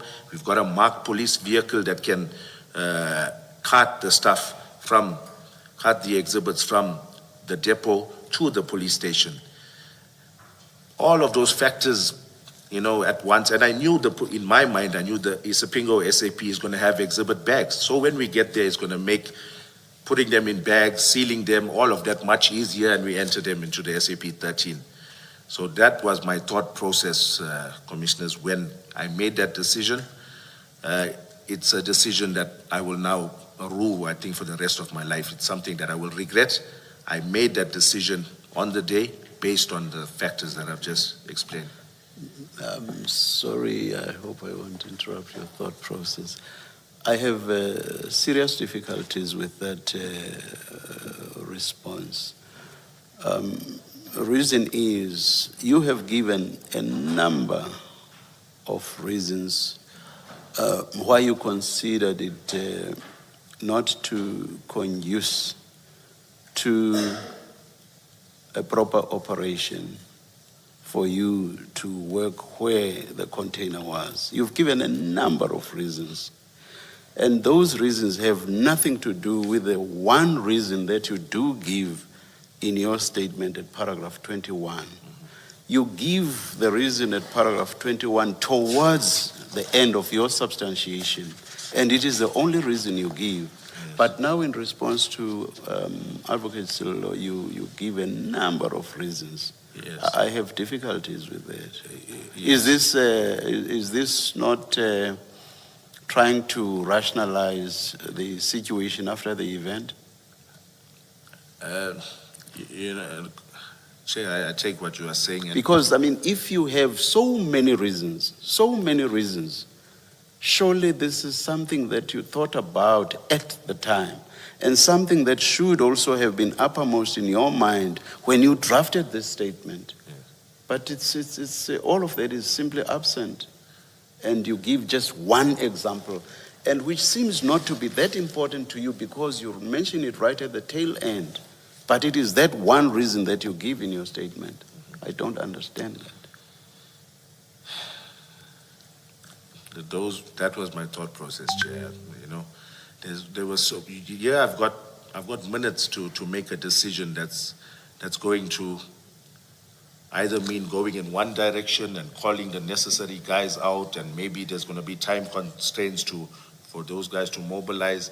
I had a lot of things running through my mind. And that's true. Yes. That's true. Yeah. If at all that was indeed the motivation, but it is not in your statement. All of those are the important reasons, but they are not in your statement. Yes. There's the one reason, which when you substantiate now, yes, seems to be something not that important, but it's the only reason that you mention here. That's the difficulty I have. Uh-huh. Yes, I've got no comment to that, Chair. Thank you.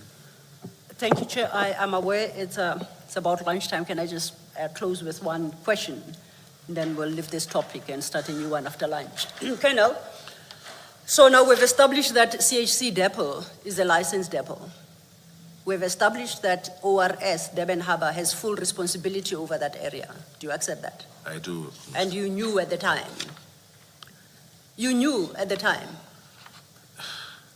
I didn't know specifically CHC was listed as this, but I knew Border Police worked there. Yes. Okay, but when you were at this particular depot carrying out the operation, you knew now you are under the auspices or the jurisdiction of ORS Durban Harbour?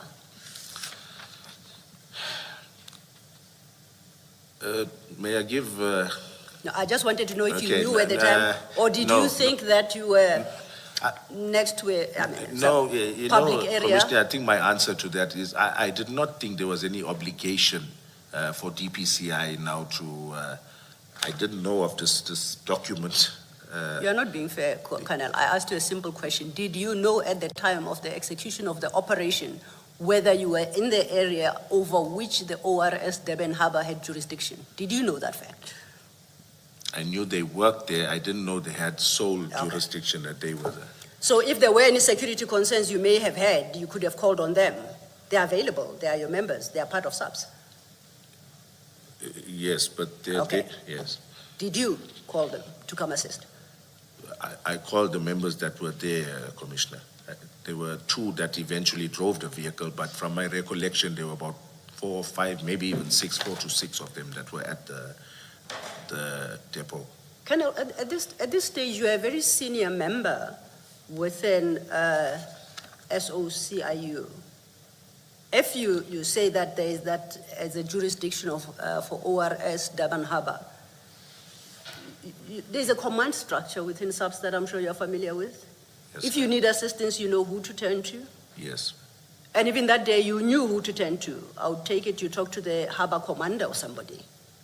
You just don't talk to random police members that you see walking past. Surely you don't. No, in fact, Commissioner, they radioed their commander to inform him that they were going to assist with regards to conveying exhibits to Isipingo SAP. Okay, we will get there after lunch, but my question is your Yes. conduct and your decision. You never called ORS commander. No, I did not. So would I be correct then to say the moving to Isipingo had nothing to do with security and had nothing to do with the fact that Umlazi was 11 kilometers from your work area? That was not relevant to your decision at the time. No, I disagree with that, Okay. Commissioner. Chair, it's 10 past Yes. 1. I've eaten Yes. a bit Just- into that hour. Thank you. For the record, let me just indicate what the one reason you give is. You say, paragraph 21, I did not want to prejudice the company by closing them down for the rest of the day as they were not suspects in the matter. Yeah, I just mentioned that you had one reason. For the record, I just want to state that reason. I'm not asking for a comment. Thank you. Let's Thank you, Chair. adjourn and come back at 10 past.